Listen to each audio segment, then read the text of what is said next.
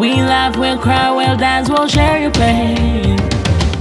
Sometimes it rains, but now it's time to gain. The Debbion Newman Project, hosting conversations throughout the nation. You're keeping it locked, don't forget. Doing it together, now we'll take a step. If you watch the show, you'll know everything you need to know. No other can. #1 entertainment show. Subscribe to YouTube so you'll catch it while you're on the go. Where energies flow, building each other, so we gotta grow.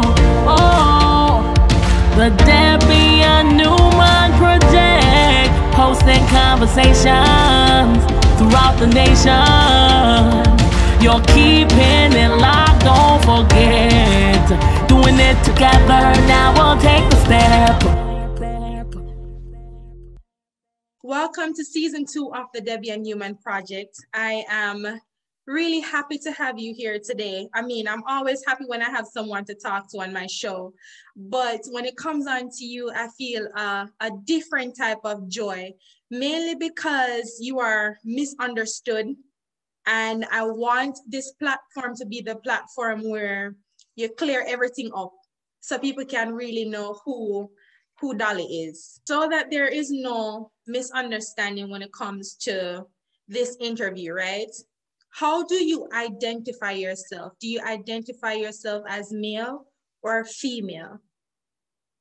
I identify myself as a female. I'm a trans woman, and there's no way you can, I think it's modern time now, and I think people should be, you don't have to like people, but you will respect them. You Right. understand what I'm saying? There's a lot of people out there where my spirit not take, I'm not click to them. My spirit and your spirit not match. But I will respect you. I will respect your space, and I will also have respect for you. So I don't feel comfortable when people address me as Little Kev or him or that boy there. No, Yeah. or man. I prefer to be addressed as a female because that's what I identify myself as. So let's start from the beginning. Let's start from you being a young person living in Jamaica. So I'll go back from little baby Kev days to let's just take it from way back when I was a little baby. So and I will try to remember as much as possible, and I will try to be honest as always and be blunt and straightforward. This is why people respect me, because I'm always real. I put my life out there. So baby Kevin was just a little, if anybody know me from, I was born in Augustown. If anybody know me from them days there, Kevin was just always a jovial little boy. May I tell you that Kevin was just always a little jovial. Honestly speaking, I just love the dancing. I love the people just used to love me because I'm just my spirit. Being around people, my spirit was just so. Even when you saw me coming around, it was just always make you laugh. You know. So I was born in Kingston Jubilee Hospital. Birth in Augustown, grew up at Augustown, went to Augustown Primary School. My teachers loved me too, as me tell you, because my spirit was just so free and happy. Yeah. And as I say, I was not sure of my sexuality then. I didn't know if I was gay or straight, because I have a teacher where me did love so much. Me used to write love letter go give her. My mother can't tell him, used to write love letter and pick off the roses them and carry give her. Because I loved her. She was so stush and she was peaky spooky. And I love her, she's sexy. So I love her, and I was her favorite child in class. You know, when teacher get the lunch in them glass plates, them time they, I don't know if they still do it in Jamaica, but the teachers would get their lunch in glass plates. She would eat and she would leave and give to me. that's how me and my teacher them was so close and they loved me because of my brightness. I was intelligent, I was smart, I was fun, I was educated, I was always studying, I was a good child. My mom left, she went to Bahamas, Nassau, Bahamas, and my dad also left and went to England. So I was left with my grandma, you know, and I was still going to Augustine Primary School while living with my grandma. In the process of living with my grandma, my dad said to my grandma, he wants to take me up to England. My granddad, who has passed off, who I truly love with all my heart, he was the one that did everything for me while my dad was away regarding dealing with my passport, getting me sorted out to go to England. As a child going to England, I was excited, made it anxious. Plane ride, you are going foreign now. You know, yeah, the feel good now, I'm bossy. I not forget, I was only 9 going to 10. I remember when I was in the plane and the plane reached England and like it fly over England, but it say, then one day, how them also look so small, like me feel like me a giant. So me I go get also, but I was so, you know when you just childish at the first day I take plane, right, because we don't way up in the sky. Then it's gonna appear small. So I never understand, you know, but I arrived and it was okay. And my dad welcomed me. I was excited. I was so happy to see my dad because I didn't see my dad from I was a little child. So I was happy. I hugged him. I hugged my stepmom. You know, they introduced each other to me. She introduced herself to me, and you know, we arrived at home. I met my stepbrother. You know, it was joy. I was happy. I felt like it's a new life for me. Yeah. You know, and being there, I started school. I remember my stepmom said, you can't, Keegan, my father named Keegan, you can't have him, have the child, you know. Not going to school. You know, he's young, he needs to go to school. He can't be locked up for that, having a child, you know, home like this. So I remember the first school I went to was Rufron Primary.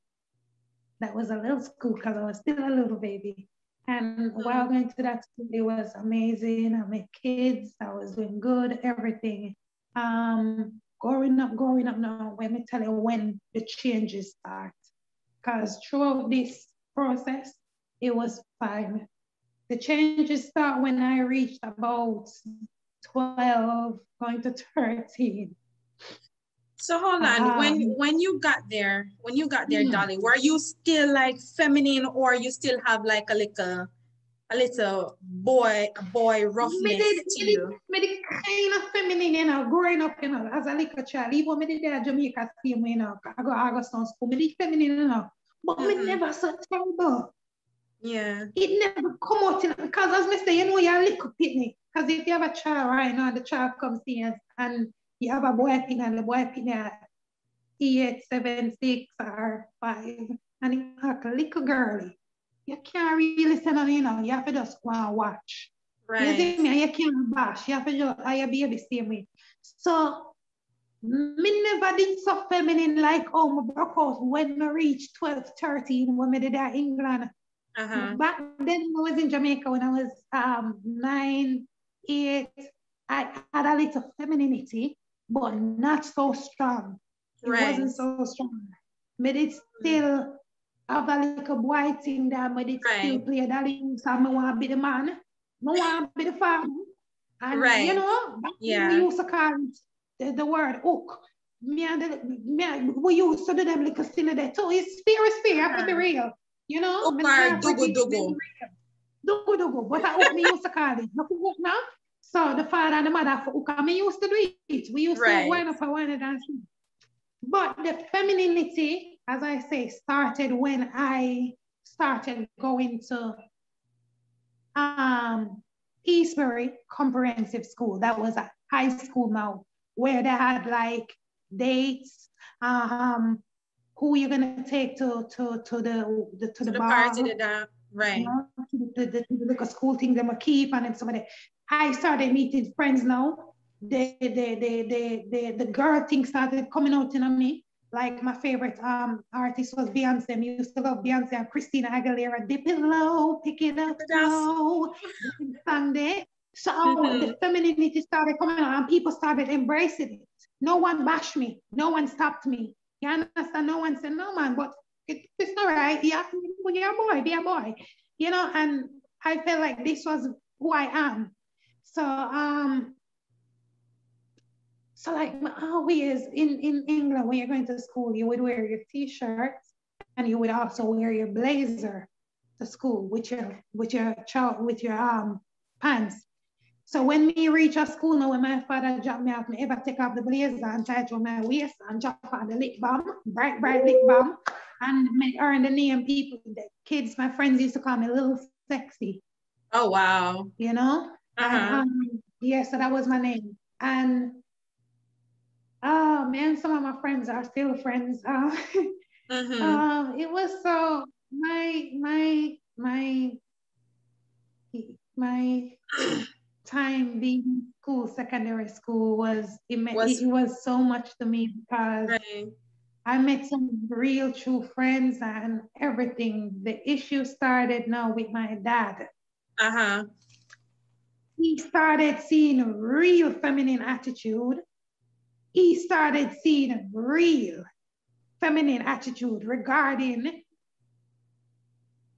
how I talk to him, how I respond, my soft, my love lip balm, the songs that I listen to, my phone ringtone.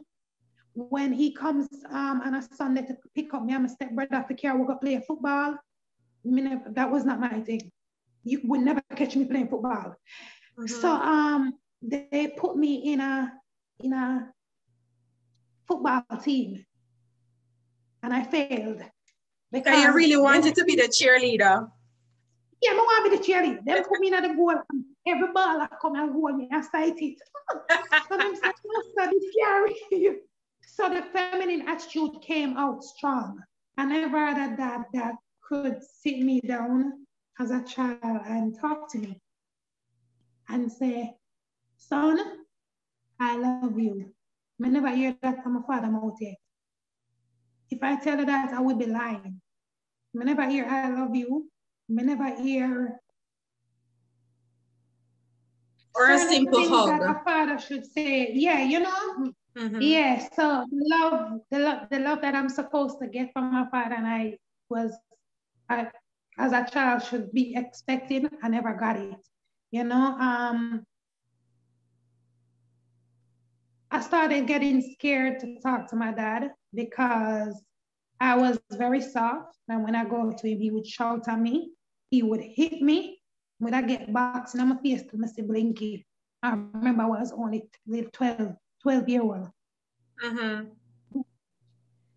My stepmom would always tell him, say, Keegan, you cannot grow your child in this way, where your child is scared to speak to you. Every time your child comes to you and try to speak to you about something, you're hitting your child and you're shouting. And when I say shout, I get some dirty bad word I shouting on my face. Talk like a man, and all of them stuff there. And I was scared. And when I say scared, I was terrified to speak to my father. When I talk, sis, I talk facts. I was scared. If I get home, I prefer go to Vanessa, my stepmother. If I have an issue at school, I prefer go to my stepmom to speak to her. I was literally scared. When my dad comes around, my stepmom can tell you, me sit down like a mouse, me quiet like a mouse. Me there over there to make it like me have a mash hands. So when him gone, that's when the liquor can come out. Me we dance, me we get trouble, me watch movie with my stepmother, and that's when I start being vibe. When he's there, I'm not gonna do it. Do you believe that your stepmother figured it out just by watching you? She knew everything, because up until this day, my stepmom said, I knew. It wasn't surprising to me. I knew you were going to be gay. She never knew I was going to be a trans. She knew I was going to be gay. And she accepted you for who you are. And she loved me, you know, and she accepted me. She loved me and she accepted me because we used to watch movies together. We used to, our favorite movies was Charm Girl. Sisters. Yeah, Charm with We the three love girls. that one. We love it so much. EastEnders, Home and Away, these are England shows. And stuff like that. Me and her had that chemistry. And if my dad do something wrong and it hurts her and she's crying, I was always that person to comfort her. I'll comfort her, and I would always tell her if I feel like my dad is cheating to my dad could never do things around me. I will tell her that's how I was, and you know she knew. So the abusiveness was just getting worse and worse. So till my dad, you know, did what he did, hit me, and I went to school. And when I went to school, the teacher saw the bruises on my hands, and when they saw it, they asked me what happened, and I told them the truth. I said my dad hit me. You know, when the teacher heard I said that, as a child, you know, they take these stuff very serious. That's called. So they brought me to the principal to the office, and I told the principal what happened, and they got the social work and the police involved, and that's what happened. You know, the social worker started visiting. They saw him. My dad even tried to tell them that it was a lie. He never hit me. There was no abuse, you know, because he was getting serious. I never told them that it was a lie. I told them the truth. You hit me, you know. The social worker asked me, I will never forget, are you safe? Or do you feel comfortable staying with them? Or do you want to leave? Do you want to come with us? Do you want us to put you in homes? Do you want to go back to Jamaica? What do you prefer? And I made a choice of going back to Jamaica to my mom. You know, when I decided to go back to Jamaica, I thought it would be a good choice. That's for you, right? Not knowing that it was not going to be a good choice. When I went back to Jamaica, I was happy. Jamaica was the change. When I come, Jamaica was not the Jamaica when I did see like, you know, when I arrived, and I forget in the poster when my grandfather come pick me up, it was so warm, and I was like, Jamaica Atty, you know, and I was no match one, so it was just different. And then some mother did, you know, I feel like God, this look ghetto, so you know, so everything changed. Grew up now, so I never used to certain things. Like it was, you know, it's the way you call it, you know, patois again. A garrison I live, a garrison, Augustine, a garrison, a bad place. So me, you know, it was not like the life I was living in England. It wasn't like the pretty house and the upstairs and downstairs. It was like a garrison. Right. I started getting exposed to gunshots, hearing gunshots. I started hearing gunshots sound like, I start seeing man and war, I start to be a drama and stuff, you know. But however, I was still confused. I did not know my sexuality. I was still a virgin and I was 13 years old. The only thing I remember I was involved in was my love party. I did love dance, just like how I love dance now. I did love dance and I did end up back at Jamaica. I love dancing. Willy Bongs, Shankle Dip, Swingy Way, all of them danced. Yes, that was me. And I was just so interested in dancing and partying. And everybody that know me when we just come back from England, when live in Augustown, can tell you, I was all about the party and dancing. No one knew I could have said, yeah, him a gay. Because I was still a child. There was nothing to say. Me never have sex with a man yet. You understand? Me never have sex with a girl yet. I was just an innocent child. You understand me? I say, all right. So going to party while going to school also. One night after I leave a party with my friends, I went home and my uncle called me and said, come down to my house. I want to talk to you about something, Kev. Was this a real uncle or just somebody you call your uncle? Real blood uncle. Blood uncle by my mother's side. So I went down there because I'm very respectful. I'm ever since I'm respectful if you don't trouble me. You know, so I went down there, and when I went down there, he put in a gay porn. when he put in a gay porn, I said to him, Uncle Winston, what is? And by the time I said that, he come on to me and forcefully, well, me done a nice settee, and texted me. Wow. And you were 13 years old. 13. Did Uncle Winston have any form of female tendencies? Did he act like a gay man? The only thing a be a boy used to come and him used to live on at the back of my auntie them, and him always carry male friends them. Like him every minute a different male I come visit him or whatever. But no one knew what was happening. No one knew. Nobody could have judged. Because he also has a child. Wow. You understand? I was hurt when it happened. I was nervous. I was shaking. I bled because it was the first time this happened to me, and I couldn't sleep. I couldn't sleep. I remember I went down by one of my friends, the same friend I'm gonna party with, Beth and Amanda. I love you guys so much because you guys stood by me in spite of everything. So I went down by Beth and Amanda in the morning about 7 going to 8, because to show you I could even sleep. I went down there about 7 to 8. And I said to, I sat on the veranda with all of them, with them at about the dance last night. And my mind was just not here. My mind was not there. My mind was not there. And as I said, people know me as a vibes person. So Beth and Amanda say, I remember Beth said to me, say, oh, you look so. No, man, this is not Kevin. So I said to them, no, not them, all right. Them said, no, man, this is not you. This is not you. Manda turned to Beth and said to Beth, say, Beth, I go beat him, man, the mother go beat him. And Beth turned and said, yes, man, she probably go beat him. That's why I'm still on, so I look afraid. And I turned and I said, no, mommy not beat me. I don't do not know where me, mommy go beat me. And them said, so what am I saying? This is not you. And they force it till me tell them, say, you know, Uncle Winston raped me off last night. Same time, Manda turned and say, your uncle rape you off, say not tell Bev. So I told her, no, I can't do that, man. I can't do that. I don't want to do that. I can't. I'm afraid. You understand? So Beth turned and said, no, that's why the same P wall. Because she was upset. She said, that's why the P wall of be a man and drive up in car at night time. You see them, you know? So probably him and them man, they do things too. What a wicked uncle, you need to tell Bev.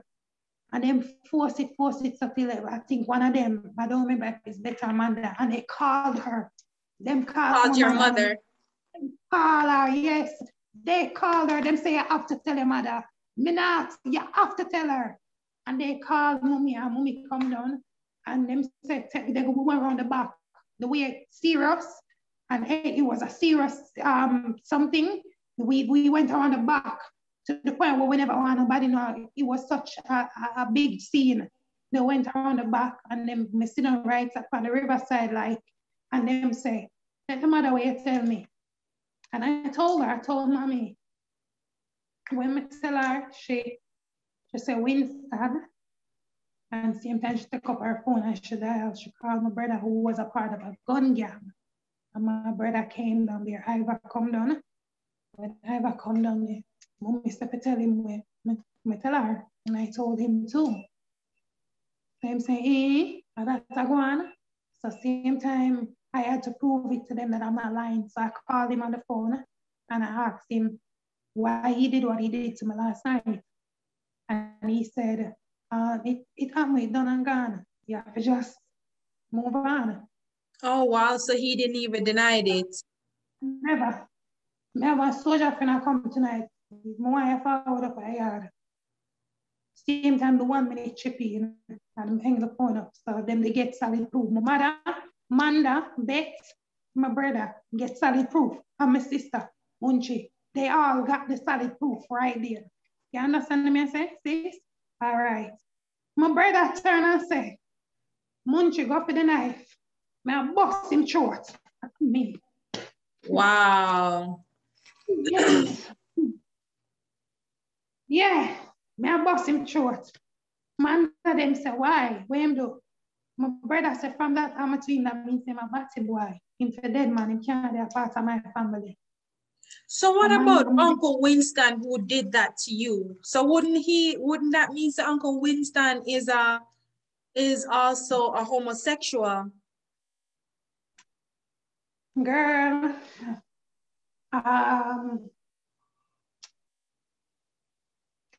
Manda and Beth say, Manda and Beth, a stranger, a friend, say, Kevin do not know. He's a child, they can't say that about him, or I don't put the blame on him. He did nothing wrong. If anybody forget blame on the uncle, you understand? And I remembered he said, all right, but he have to leave. He have to run it from you. Can't stay. That means you have to leave. And I remembered. And at this point, so it's clear you're 13 years old.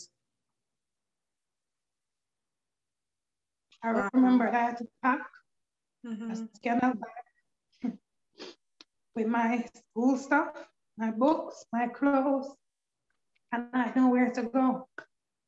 So in this moment, your mother was there. What did she say? Your sister was also there. What did they say? Munchie was my age, we were the same age. Munchie's like 1 year older than me. She was young. My mother, she couldn't really do nothing. Remember, get up. She allowed me to go, and I will never forget. I will never, ever, that society will never come out of my head. I will never forget while standing up at the bus stop waiting for a taxi to leave. I remember I looked back, and I looked and I saw Mommy, I saw Beth, I saw Amanda, and I saw my brother standing up at the end of the road. Yeah, and I had to leave. 13 years old. I had to leave and find somewhere to go. I've been on my own from then. I've been on my own. I ended up in New Kingston Gully. I ended up from New Kingston Gully to Alpha Tree Gully. I went up from Alpha Tree Gully to Canadian Embassy. I get attacked how much in time on the streets. I get burned up. I get shot.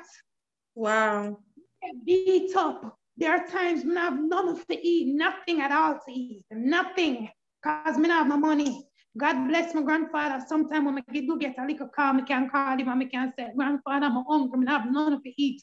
And this old man will drive and he will come give me $1,000, he will carry some bulla, come give me with milk. You understand me? This is why I'm like, why God had to take him, because in spite of what me I tell him, grandfather was a good man. He was a good man. He did so much for me. You understand me? I say, I went through so much. I was raped while under the gully, New Kingston Gully. Me, taxi man already were raped me out right under the gully there. You understand me? I say, sis? I remember the one while under the gully now and all them drama there.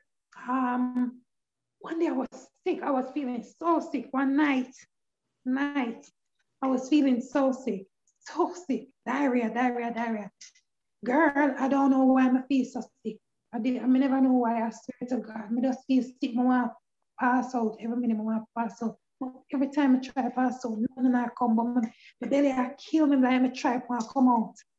So anyway, one dance that I keep, and everybody, the other gays, them under the gully, they forced me. And I say, yeah man, come on. I could go and turn it up. So I was excited to, I've never been to a gay party. So I'm sorry, I'm gonna go check it out. So I put on some clothes and I went there. And when I went there, not feeling well, I remembered someone, they were Bashi bus there, the Bashi bus. And the Bashi bus was doing tests, HIV tests. So for them, but I'm to come take one I test when I boy them and I bus. I said, sir, I don't have sex with nobody, you know. I'm not sexual active, I have no boyfriend. So I mean to do HIV test. So same time him turn and him said to me, say, no, but you can contract it other ways. You can contract it by blood transaction, you can contract it by mouth. There can be multiple ways. He educated me because I was not educated on the HIV thing neither. So I did the test. I did the test and him say, you're positive and whatever. I say, what? I'm positive. Stop telling lies. Mine, I would have somewhere you plan. How old are you at this point? I was 14 going to 15. So him say you can go by University Hospital. There's a place called Share, and you can do over a test and you will see. Because they will do the other finger one they do, they will do the injection one now. So this is more solid, you understand? So I went there the next morning and I did the test and it came out positive for you. Wow. So you've been HIV positive ever since 14 years of age.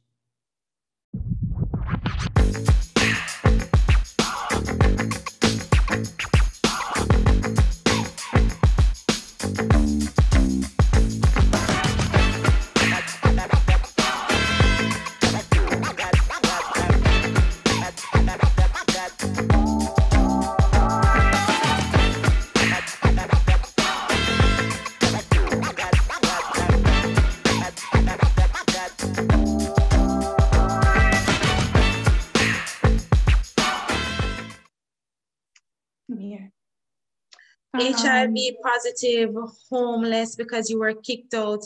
I mean, so many different things happened within that 1 year span. Also raped a second time by a taxi man. I want to ask you this. Being so young, at the time, did you blame yourself for the things that were happening to you, especially the sexual part, moving from Uncle Winston to the taxi? Did you go through that, did you go through the process of blame, thinking that I'm my fault, you know, because I act like a girl, or it's my fault because of whatever reason? What was your thought process like? I never blame myself about nothing. I blame my families. I blame my mom, especially on my dad, both of them. Reason being, it takes two parents to raise a child, a father and a mother. Right. And they were never really there for me. They were never there for me. But majority of it, I blame my dad. I'm not really give my mother 100% blame. I can't give my father 100% blame because he never played that father role in my life. He never played that father role in my life. Never played a father role in my life. I never have a father who can go who can. I never had a father who showed me genuine love. Never. Never. So even if I went out there to look love for my next man, that's what you never expect better. Because you never showed me a father love. You never. And I've been praying to God for a day to come where me and him can sit down in front of public on a live platform where public people can see, everybody can see in the world. Because I want to tell him to his face, you made everything what happened to me happen to me. I blame you for everything that happened to me in my life. You never show me a father love yet. You never ever sit me down as a child and talk to me and show me genuine love from a man, from a father to a son. You never did it. Never. Because men think it's not right to tell their child, their boy child, I love you, son. They don't think it's right. They think, oh, a batty man is him that may I push to my son. You understand me? So when your son gets older now and him feel like saying, go out here, go look love from a next man, or when him hear a next man tell him, say, I love you, it's weird to him. It's weird. Right. It's weird. Him get comfort from that because my dad has never told me that before. You understand? So I never blame myself for nothing. Yes, I've tried commit suicide more than once. Yeah. I stabbed myself already. I take how much team pill already. I try overdose because there are times I couldn't go to buy cheers to get my HIV medication. I feel like I'm dead. I feel like death sentence step on me. You understand? There are times when I have no food to eat. There are times when people give up. Like, I don't know where to turn, which angle. You understand what I'm saying? So, not only that though, sorry to cut you, but being homeless and also being homosexual, it was hard for you to be out there on the streets, especially in New Kingston, because people would oftentimes bother you guys. And not only that, you were also bothered by police. Tell me about some of those incidents. Girl, you were always bothered, because society, especially Jamaican, not society, Jamaican, habits say if you talk too soft, you're gay. Yeah. So my needed soft. So if me even go and shop for buy and a man hear me voice, him say me a batty boy, I'm a for dead, and he will run me and he want lick me. You understand? I was very feminine when I walk, so I couldn't even come out from under the girl, go walk, go say me go buy something to eat. Because if the man them see me, they might stole me. Because me look too feminine, my face is too pretty, me the too girly. So it makes no sense. Being attacked multiple times, I'm going to Alfred police station for reporting because of my femininity. Police don't want to talk to me. Some of them run me. Some of them call me batty boy. You understand? So there's no case of where I could make a report because of my feminine attitude. Them bash me. You understand? I've been to the police station before when I report incident where me and a straight guy catch up because of my femininity. And the police tell me straight, you're wrong. You have to change. You're wrong? God make, yeah, you're a batty man. You have to change. God make Adam and Eve. Him not make Steve and Steve. You're wrong. Change a man and stop provoking a man. Change from the battyism. And, you know, so like, there was no justice. There's no right. There's nothing. If you do get a police woman, maybe if she's in a good mood, she will assist you. But you have some of the police women, them bitter too, and them love point you out. You understand? And don't know that it's risky for me, you know? There was not a case where I was free. I was never free in Jamaica. You understand? Why were you acid? Why were you acid? I was acid because of the whole moving situation.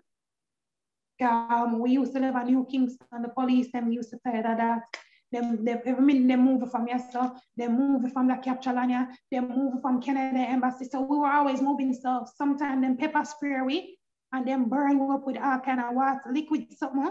Like it was just so much going on the street. It was just so much. So much. But before I was acid, I remember I heard a town cry. And the town cry was looking for actors. Hold on. Before we go there, so let's talk about you being HIV positive and you being at UWI. Tell me, give it to me in details from there, like what happened next. It was okay. The doctor spoke to me. She spoke to me, she showed me, she gave me comfort. She said it's not a death sentence, taking medication. She took information of you know, the two person that, the person that raped me. I couldn't tell her nothing about the taxi driver. I never knew him, I don't know about him. You understand? But regarding my uncle, I told her everything. I never know where was his whereabouts because as I said, I never went back to August. I don't know nothing what went with him. You know, so that was something I never could do. I just a part there. Regarding going there, it was okay. It was very private and, you know, the treatment was fine. And they do assist you in some ways when they can. Like, for example, they will give you bus fare if you can't afford no bus fare to go back home. Sometimes them give food, like rice and peas and tin stuff where you can prepare. Like Cheers was a really private, confidential place where I've never been discriminated against and I received genuine love there. And they try to make sure you do the right, eat right, take your meds, drink a lot of water and stuff like that. And I have to send out a shout out to them. I really do genuinely love them so much. And the Bashi Boss, because they're doing so much, you know, on a regular basis. You're not going to think about, let me get up and go and take a HIV test. But if you do see the Bashi Boss, oh my gosh, yeah. Because they forced me.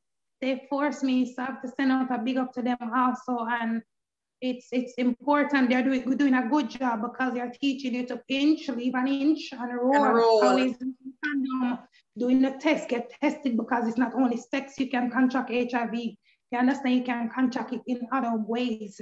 You know, you can contract it oral. You can contract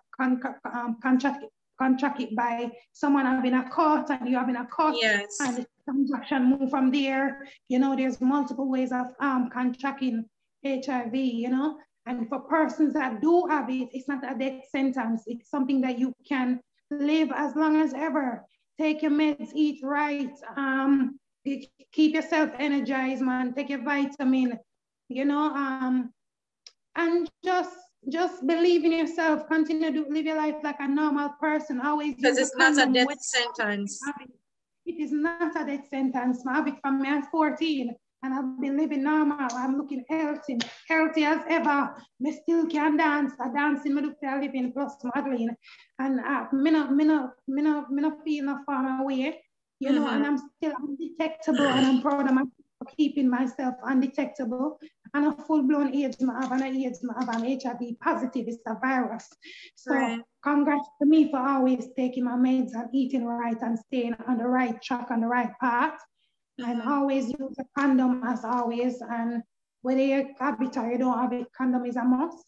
And so that's it really. Regarding the breakthrough point now, the tongue cry. I heard the tongue cry about the audition, and I remember I went because I wanted to do something for myself. I decided that the persons that did me so wrong, I wanted to put them to shame. And my dad was on the top list. So I remember I went and I did the audition, and I did a Shibada and Delcita character in one, because as a young individual, as a 14, 15-year-old, Keith Shibada Ramsey was my icon. I really did love him with all my heart because he was very funny, hilarious, talented, you know. So I did a Shibada and I did a Delcita because I love Delcita to Delcita, it was funny. So when I did the audition, I remember that I did a very, very attitude Shibada character, and then I did a Delcita, and like the Delcita character I do, like when I do the Shibada, like me that say, me now look on you. Me, Mr. Person full of attitude. ATCIT attitude. I'm a guan, you know? And then I did the Delcita. When I look on myself, so the woman was like, how we do the switch thing? The voice, like, the voice. Yeah. Because that came out so natural and easy. Yeah, me need you. Come. Me need you. You're talented, but I will never forget. You're talented. Me need you. So I got through to do the production. Then act with Billy Baffoe, you know, we're here. And you know, they gave me a paper to come back, and I did a contract. The contract was not a long contract because it was a small production. So it was just like a 7 months contract, you know? How old were you at this point? 15. Oh, wow. I live on the streets for a very long time. Very long. Right. I live on the streets for about 3 years. So when you did the audition and you got through, what was it like for you after that? Because that's how you earn, that's how Jamaica started to learn about little Kev, who is doing all these great things on stage. Express to me, what was it like your first time performing on stage as a little street youth? When I just started to do the shows, it was hard because you remember never live no way. So there were times my phone got tasties. Tasties, I love you. Tasties are apple tree right in front of the clock tower. No, not clock tower, right in front of the clock, right across the road or so. Right. Me used to go over there good and me used to wipe up. Going to the bathroom, I used a little paste base of pie, swap up the rubber, bring it out a little bit, wipe my arm. So yeah, girl, girl, me have to tell you the facts. Actually, me have to wipe up myself and so. And would I go to the theater, done a JPS Sports Club, because it was near Green Gable Theater. It was JPS Sports Club right in front of the hotel there, so. And while as a street youth doing this being on the stage, I was always excited. My energy, before I go up on the stage, I was always nervous, but my energy when the show starts was unbelievable. It was incredible. My energy was always on point. My character was natural. It was nothing that I had to pretend. It was just always in character. You understand? So I remember when I got through, I remember I received a call, like, for example, I did the audition the Wednesday. The Thursday, I received a call from what's her name again? I don't remember her name. And she said to me, the Ginger character, the girl in I play, with the play Ginger. Ginger is a go-go, the ghetto girl. She was pregnant and she never knew nothing about it. And she lose the baby. She's admitted in the hospital. And the play was the Friday. They had a play the Friday. So she said to me, you think you can manage to play the Ginger character? And I said, yes, without a doubt. I said, yes, without a doubt. And I had to go down Friday early to do rehearsal with the cast. And when I was there, I did the rehearsal and whatever. I was nervous. No, I'm not gonna pretend I'm never nervous. I'm nervous because it was my first time gonna do a real live stage play. You understand? So I was nervous, but when I get in character, it was nothing normal. It just came across smooth. The character went smooth. And I remember the only issue I had a problem with, if the person ever see that live somewhere, she had a laugh. I always have an issue with saying, because I was brought up in England, I don't know much about slang. Even sometimes when I speak patois, I say some patois stuff incorrect. You understand? So like, I say appreciate, but that's not what's on the script. It's appreciate. But I always say appreciate because I not understand the appreciate. I don't know what me never understand what it means or nothing like that. You understand? Because I never hear for it. Yeah. So it's appreciate. See if it's somebody who appreciate your man, you know, and I always say appreciate you. You know, but other than that, it was smooth. Liquor kept started taking off now. I got an interview with Charm and what I want. Big up yourself, Charm. Charm was always loving to me and she loved my femininity. She never judged me or anything. She was such a great person and she gave me the interview. I mean, the reason why she gave me the interview, I was doing the plays now. And plus, I go Green Gable Theater and I was blending in as an actor, trying to get myself out there, trying to change my life and become a better person. And I remember they banned me. They banned me from Green Gable Theaters, and the reason why they banned me, they say I was trying to outdo Shabada. Yes, the security then banned me. Bad boy Trevor, he ate me like pies. The girl, man, tell them I got through Wally, man. I'm plugging the phone. Hold on. Yeah, I got through Wally with them. I went through a whole lot. You would think that you and Shabada would get along. Yeah, because Shabada is someone that, oh, shit, hold on. Shabada, hold on. Yeah, see me good? Yeah, I can see you. Shabada is someone that I really love, as I said, from ever since. So when me did start see my Green Gable Theater, I felt honored to see him and to be around him. And I was trying to blend in with them, and I always wanted to do a show with him because, you know, I did always want to do a show with him because, as I say, he is my icon and I truly love him with all my heart. You know, but Trevor just never liked me. Bad boy Trevor did hate me. I don't know for what reason why Trevor did hate me. So even girlfriend, when his ex-girlfriend Caroline, I remember when she found out I was on the streets, she took me in. Wow. Caroline took me in. I know me, I can make this public. So when him see this, him I gonna know. Caroline Brown, who I truly love with all my heart too, who has been my friend up until now, she's still my friend, and I genuinely love her. She heard my pain. She heard my cry. And I remember she took me in off Reddy's Road to the live, and she took me in her home. When Trevor come up here, you just cut your head off. When yes, I'm good. Yeah, yeah.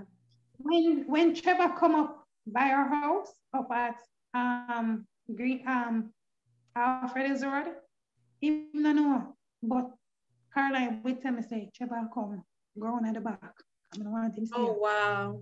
Me down at the back and Trevor and I out and even know some of that. I know I'm gonna know everything.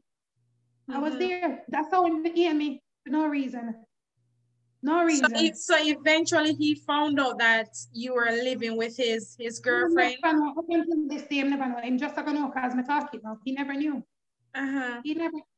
So never he just naturally saw you and did not like you. He hated me, I think, because he thought I was gay, and me don't know. And it's crazy as people would have said, because Shibata was feminine like me. You never had no proof of me being gay. So why did you hate me so much?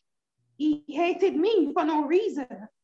No reason. So was it more him that banned you from Green Gables, or it was Shibata? I don't think it was Shibata, because Shibata never had an issue with me. I just remember I arrived there one night for the karaoke, and the security one thick security tell me, say, I can't come in, I can't enter. So I say, why? Him say, you're banned. You come here and I want you can't outdo the actor, the big actor himself, Shibata. And I turned back and I called Caroline on the phone and I told her, they said I'm banned because I tried to outdo Shibata. Caroline was hosting a karaoke and she said, wow.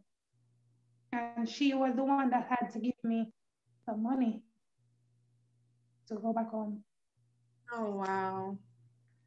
I believe at that point, someone probably felt threatened. Exactly. So I did the interview on Watagwan, not in a negative way to violate or disrespect Key, because I had no issue with him. As I said, I genuinely love him and I respected him. I did the interview just venting as a young ghetto youth trying to pursue his dreams and better himself and change from certain life. I spoke up and I spoke blunt because I was upset, you know, the fact say, you don't know me, he fight against me. So I was venting in the interview and made it call shots at Shibata, made it call shots at Trevor, and made it start dance and do some things in it. And, you know, I remembered Chucho reach out to me. And Everton Dawkins, big up yourself, Everton Dawkins, for the love that you have shown me. And we met at Clock Tower and we signed a contract. They wanted to work with me. They wanted to do a play with me. And that's how Liquor Kev came about, the puzzle. Single Mother was the first play, big, huge play I came in that took me places, that took me to England, that took me to a couple small islands. And I started doing me and I started being me. You know, this is where the manipulating come in, and be careful of who you trust come in. This is where people started to destroy young people's dream and not give a hell about whatever happened to them or their safety. Bear in mind, start get playing now, start to get put out, start to get out there, start to live somewhere now on my own. I got called by Empress, Stark Up Youth. Empress Golden. Empress Golden.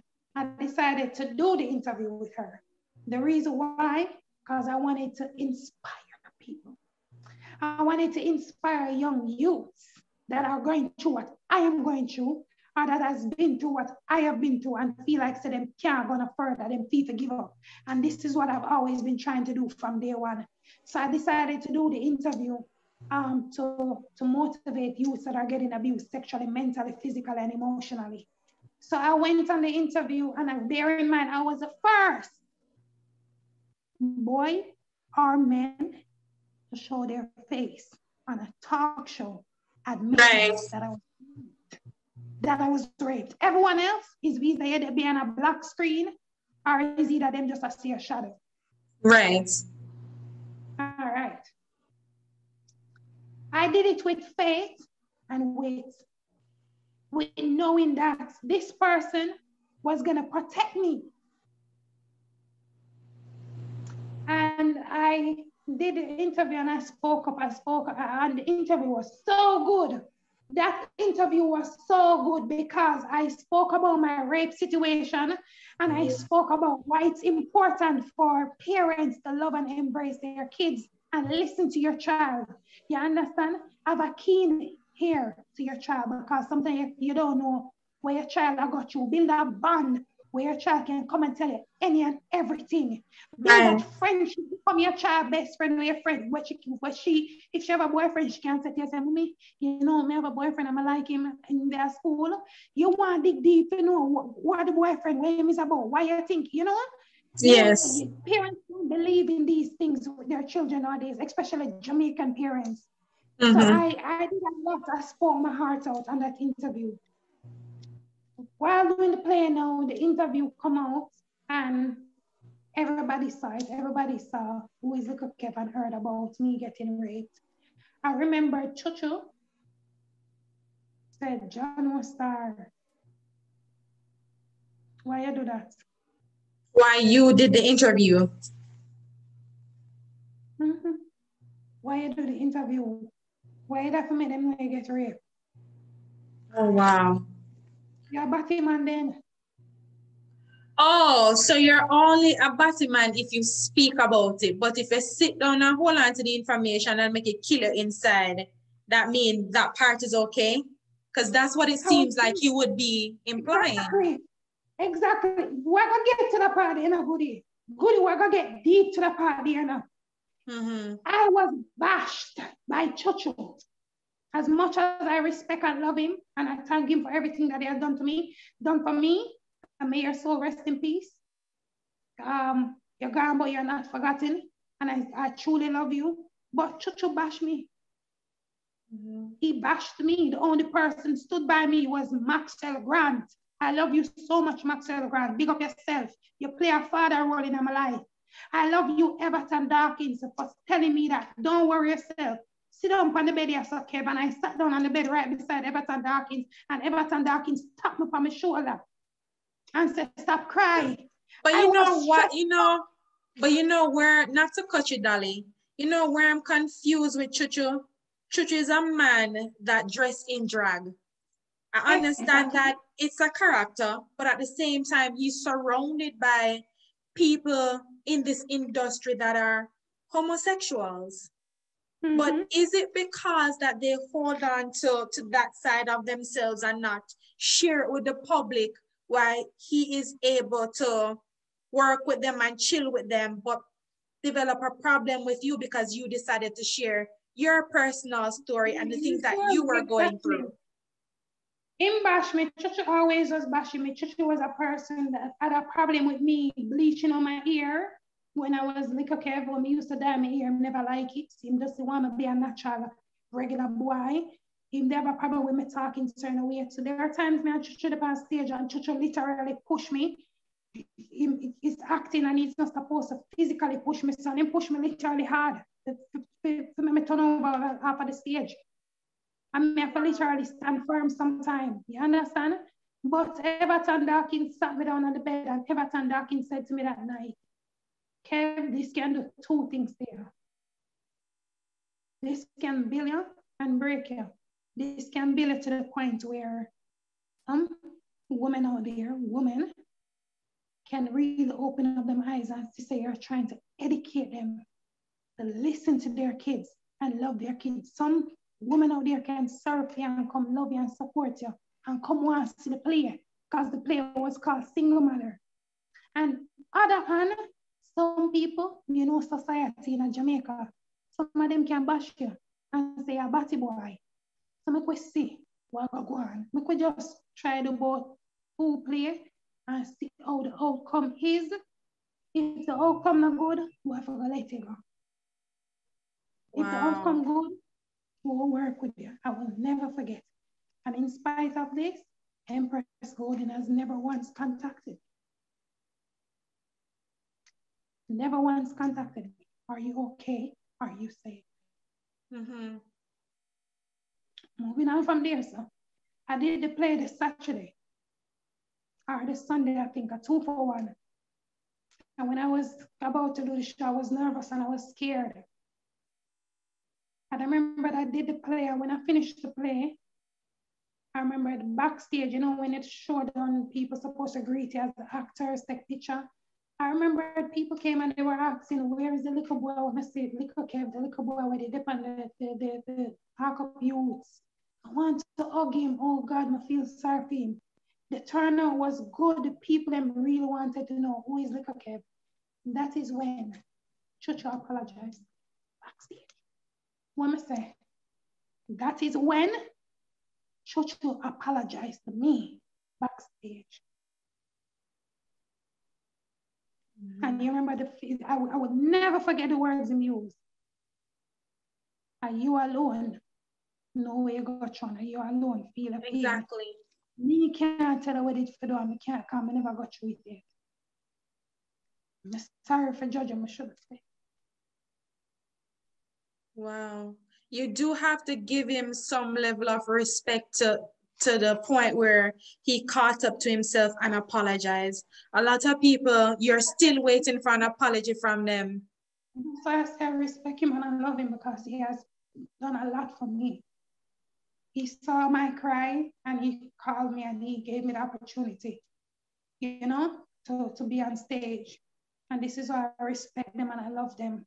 You understand me? I say? Even people that bash me and criticize me and I know my pain and my struggles, I still love them. But guess what? I will never stop doing what I'm doing because youth need to be inspired. They need someone to inspire them. You know much people out there that are living with HIV that message me, and not only HIV, cancer,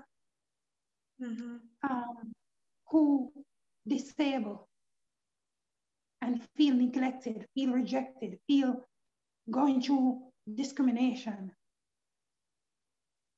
On my Instagram DMs, I have men message me and say, I've been raped before. I just don't know how to go about it. Mm-hmm. I'm not a person to talk and put out people's business.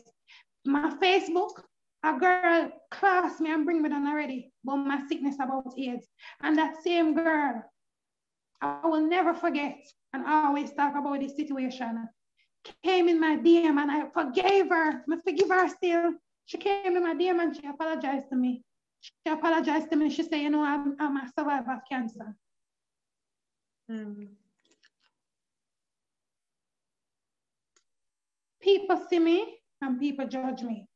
Throughout all of this situation, people never knew what I was going through. I was used. No one cared about my safety. They only cared about my story. But I'm going to give you a line that goes with that part. Before I go up on the line there, the observer, Simone. I remember Simone came and she took my story and she took my HIV story, everything she took a listen to. And Simone posted that on YouTube. Millions of people. Mm-hmm. Millions of people to see as a child. Did you know that you were doing an interview? I know about the interview. I never signed a contract in on YouTube. So how dare you post it on YouTube? And not only that, I called you and I said, this is destroying my reputation. I can't get work. I can't go out. I can't walk in peace. Every single body know me. Everybody are classmates and discriminate me because of this. Can you please remove that interview? They refuse to.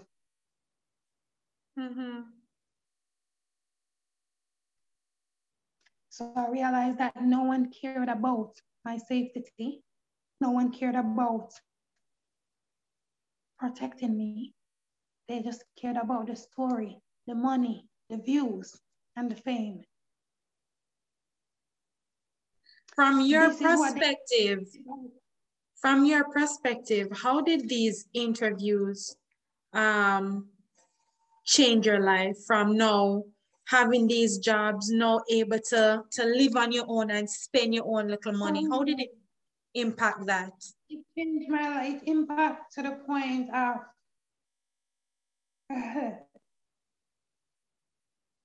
I was not, it has impacted me. It has had an impact on me to the point where I do get a level of respect from some people, but it has destroyed my reputation. You ever hear that song that when Nicki Minaj sing, Can Anybody Hear Me? When I listen to that song, Save me. This time, won't you save me? When I listen to it, sometimes I think that she wrote that song for me. Because I feel like sometimes I'm crying out for help, and it's like nobody hear me. There's a verse in that song when she said, thought I was doing something good for the game until they start scandaling my name. I thought I was doing something good for young youths. Tell your parents, if you watch that Talk Up Youth, tell your parents if anyone is touching in an inappropriate way, don't be scared to speak to your parents. No one remember those good things, I'm gonna say. No one remember those good things. Stay in school because education is the key. In order to open a door, you need a key to open it. Stay in school. Parents, build a bond with your child where your child can come and tell you every and anything. They don't remember those stuff. They don't remember them good things. They don't remember where liquor keeps the way, why it's important for both parents to be needed when you're growing a child. They don't remember these. People just use me. I've been used and abused for almost all my life growing up. And that is why I respect that gospel song that Judah Gale sang when she said there are people in life that will celebrate your achievements, but they never cherish your sufferings. They understand your accomplishments, but they never see my scar. I am here standing up today, but it was never my strength that brought me through. I never my strength bring me up. The Psalm says it's the mighty arm of God that delivered me. When evil had compassed me, when sadness was my friend and confusion was my company, me used to dance with myself. Dance with myself because of the pain of my past. That's my story. She write that for me. I dance because of the pain of my past.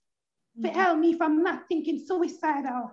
For help me from not being angry with the world. Because I'm here facing struggles. I'm going through pain. Every single day of my life now I go through pain. I live it.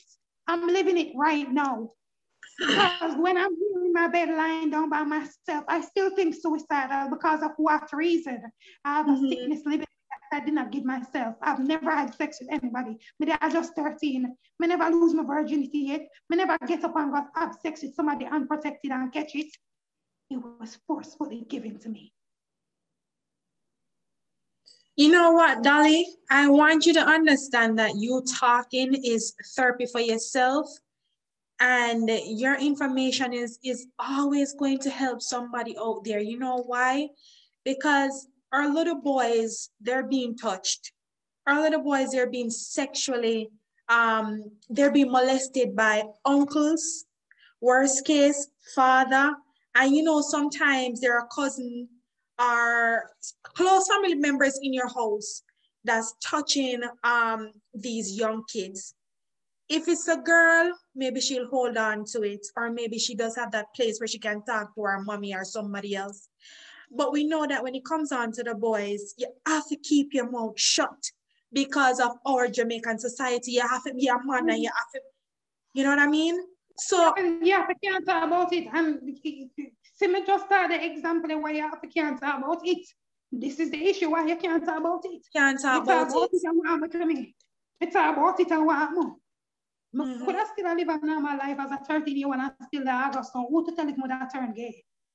I feel I have hope in the future.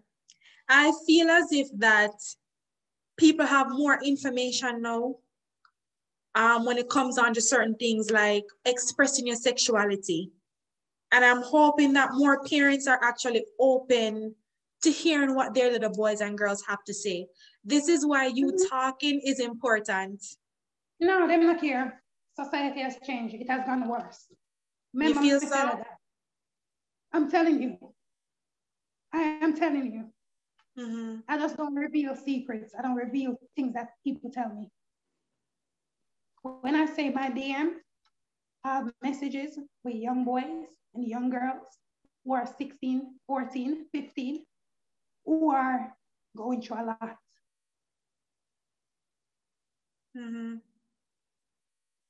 I had to tell my mom the other day regarding my niece. I had to tell her, send her down to her mom, or else the police is going to get involved with you. They're going to blame you. She's only 12 years old. She's not supposed to be on a phone with a big, great old man, sending messages, sexual messages, planning to have sex. Society, Jamaica society has gone to the dogs when it comes down to young girls having sex and young boys. It has gone to the dogs. And these are issues I don't hear them speaking about. I saw a video not too long on Instagram with a man, a DJ at their party, and the girl a dance on him and him flick her over, and the next one kick up her and kick her off of the stage. And this is what our Jamaica society has gone to. And they don't speak about this. There are young boys out there that are getting abused sexually from other men, big grown tough man, and they don't speak about this. There was a young man the other day, a young boy who is, I think he has some mental issue, and the video came out. A big rape him. The boy said, you know, like him would have said, you know, the Anthony came going to church, but go breed me. Yeah, I watched that. And I saw that. Breed, and him saying, I'm a bottom. It's happening, sister. When me tell her, say, I'm going to believe you me, because I see it, and I hear stories, and I get messages, and I speak to these young men. Believe you me when I say it's happening. I'm just not that tight because their life is going to be a risk. They're scared to speak about it. They're scared. They have to have confidence in it if it's about it. Trust me, it's happening. It's happening. There are young boys that wants to go after this dream, dancing. They want to be a dancer. And they are big, tough men who are in the industry longer than them. I tell them, say, you have to do this first with me. It's happening. Young boys, young girls are getting abused sexually on a regular daily basis. That is why continuing to share your story is important. Young boys on the streets that are homeless, washing car glass, I try and look a little muckle, and big man will have it, so I tell them, say, come and make a sex, and me give money. And they have to do it, they do it. They have no choice. And a lot of these men are men who profess to be straight in the public and sometimes even married. And this is what they do. They have it as a using stick. Hurt people do hurt things. I've made some mistakes. I've made some mistakes. I've gone about, I want to make mistake. I mean, just react in a way that could have been handled better. That's all. But I've come across men who are out there, entertainers and not entertainers, who as I do webcam sex job, right? And I've met men who sees me on social media, who know me, who doesn't know Little get famous. So how you for be an entertainer, you don't know me. How you for be an entertainer and you don't know me and everybody know me. All right. I spoke about Marvin the Beast. So everybody know me. Every entertainer know me. What do you mean they don't know me? But you think it's okay to come in my inbox, use my service, tell me you're gonna pay me. When you're supposed to pay me, you block me. I'm not supposed to bend about it.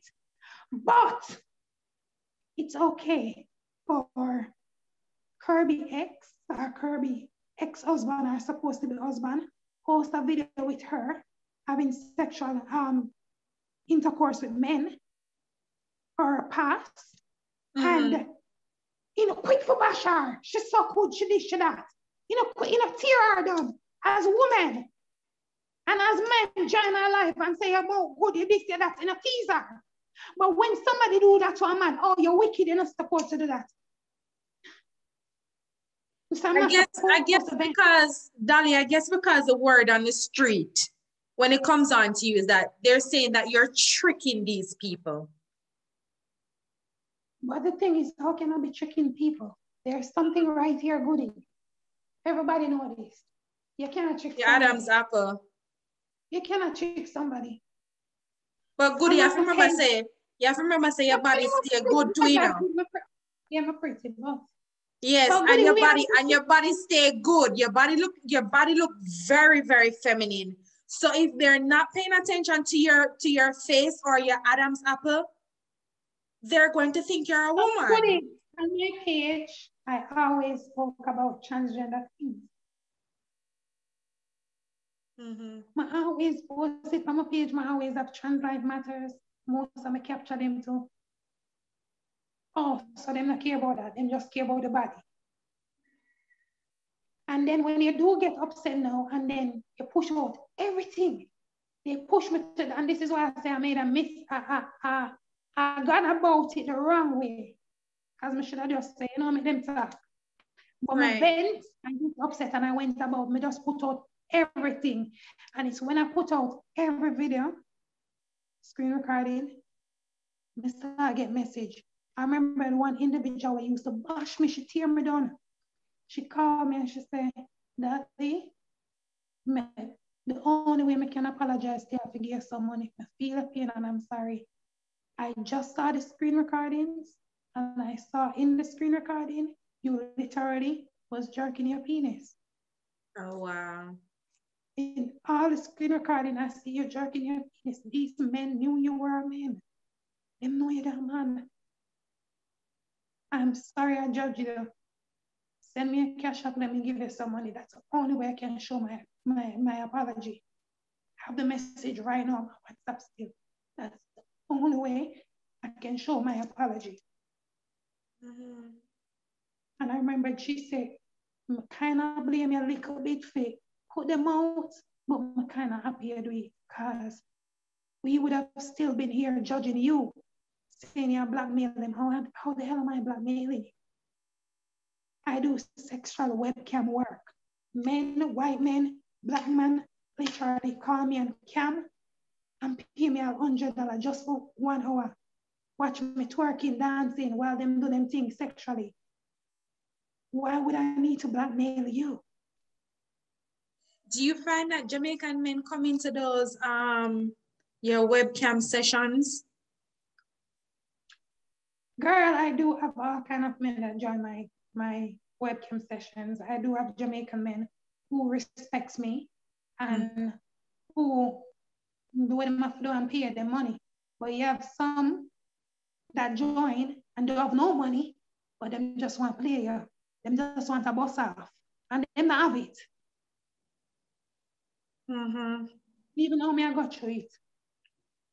That's why I'm a friend. I love you, Anna K. Big up yourself for talking to me enough time when more cry and more somebody to talk to. Yeah, even now me I got treat. Man do it to me more than one time recently. Jerk enjoy themselves. Say, all right, I got people in the money, me not have cash up, me have people in the money. And up to now, me don't get me paid. And because I'm changing my life, me just laugh it off and make it go on. So you don't put yourself in a position where they pay before they come in? The webcam thing is how it's set up because you have some chance on it to collect your pay. And when they collect the pay, they don't work you. That's how they do it. Like even as a sex worker, sometimes there are clients you will meet that will not give you the money until you do what you have to do, please them sexually completely, and then they will pay you. You understand? You have some clients honest, and you have some clients that are just crazy. That when you're done, we don't have all of the money to pay you and whatever. You have to probably stock a judgment. You understand? And it's just how it be. But that's why I say being a sex worker, being a webcam sex worker, it's not something easy. You have to be smart. You understand? But you have to do what you have to do to survive. And I just gotta do what I have to do to survive. Right. The situation with the dancer, right? And you put out all your receipts. So people knew that you didn't mislead this man, you didn't lie to him at all. Do you find that happening a lot with our Jamaican men, that they reach out to you via DM, they know you're a man, and then when it's time for them to pay you, then they pretend like they don't know you, they block you, or they delete you? Is this something that's common? You know, guys, when know me a man too. Girl, I can't, I'm not a person like this to the drama thing. Me just can't bother sometimes because even with the truth in front of Jamaicans, then we just deny it. Not all of the men them approve of having the dick still. Some of them say you need to get rid of it before we can really start up this real sex. But you shape good mama, me not lie, me that do something for you. Me that get in your back door. You understand? There are some who will literally lead you on, ask for credit, for calling and show interest. Lead it on to the point where you know my hungry mama and have no food at all. They can't shop me some money. You send them it and they will lead you on and pretend like they care about you and they like you and they really want to deal with you. And when you take a snack, them tear and I'll block you. And you'll find out them have woman to talk to. Wow. They just explain you. And then you're not supposed to speak about it. The minute you speak about it, you're bright, you're rude. Or they deny it as if they have never had any form of communication. Never did know as a man. They love to say that. So when you have the proof now for sure, so see it there, I made this on the video call, see my body I showed it. So you never know me as a man. That's the only way you can shut these boys up. That's the only way. To backtrack a little, because we haven't touched this part as yet. You mentioned to me that 14, 13, you still didn't know anything about sex and you were still trying to figure out yourself. At what point did you realize within yourself that, you know, say, it's like me, I like men? When did that happen for you? I have had sex. I've had sex with a girl before. I've had sex with about I think it's 2 girls, and it was not something with me that said, oh, I never enjoyed it. I don't know. It was something I enjoyed. When I fully realized that I like men was like, while doing like when I reach about 17, 18 them time, then I start get feelings, hormone feelings start kicking more now. Like, I start admire guys, like, you know, I'm always, I said, Lord, him are sexy, him slim and nice. Lord God, how him full of tattoos, son. No, something like this, yes, so, you know, so like I started creating scenes on sexy men. You know, I love the badness because of the abuse I got you. And this is what I say, hurt people do hurt things. You know, and when you see a woman love, when a man beat her, don't judge her. It can be two things. It can be because of her childhood growing up, or it can also be because of something that she went through. Because for me, people sometimes say, you're mad, you know. What you mean you love when your man grab you and lick you in your face and beat you up, you want a bad man? No, so you're terrible, doll. I am used to the abuse.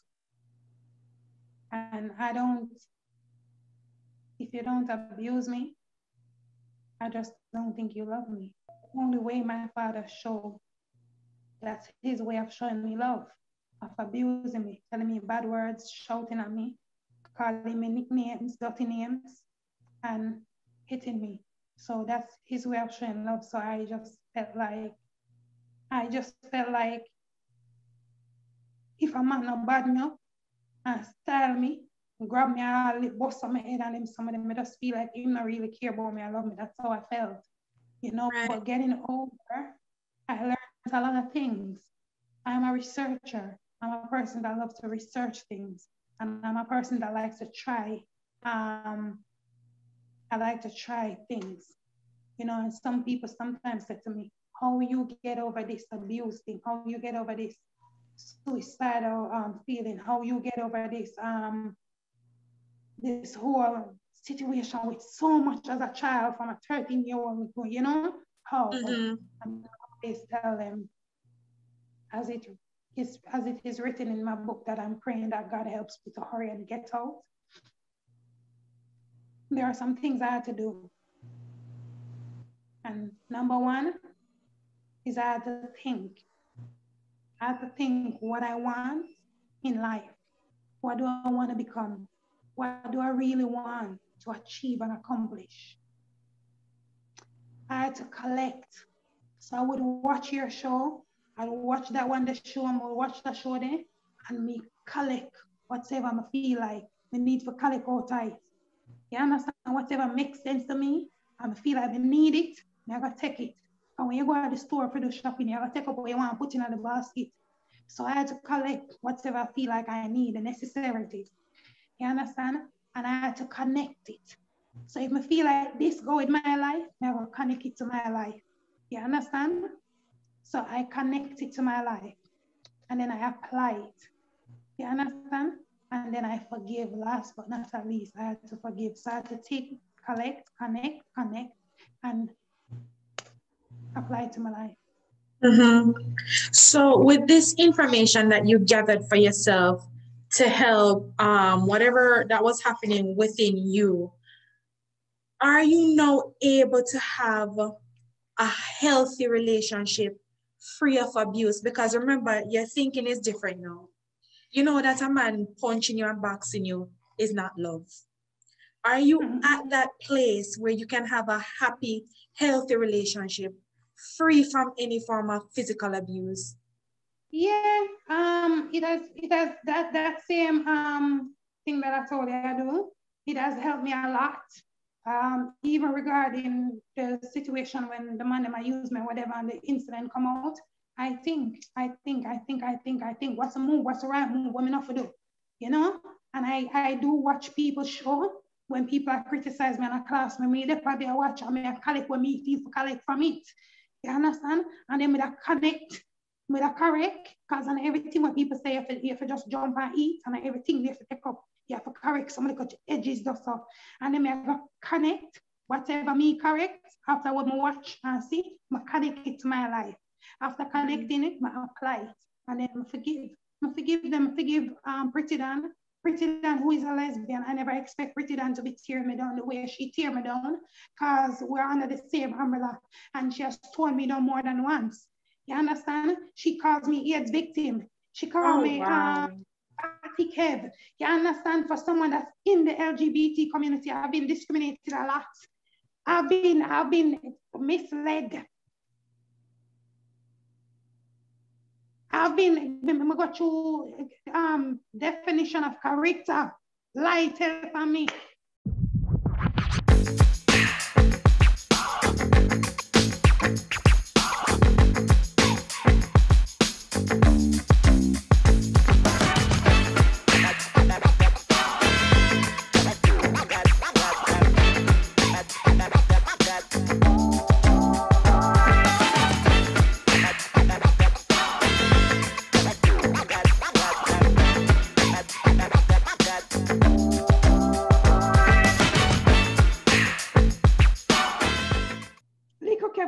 Young boy.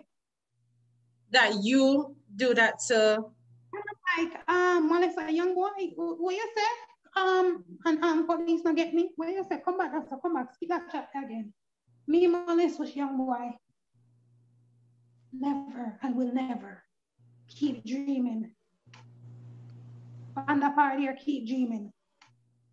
And if anyone knows me, they know I love big men. Men who can rough me up. If you cannot rough me up, you cannot be with me.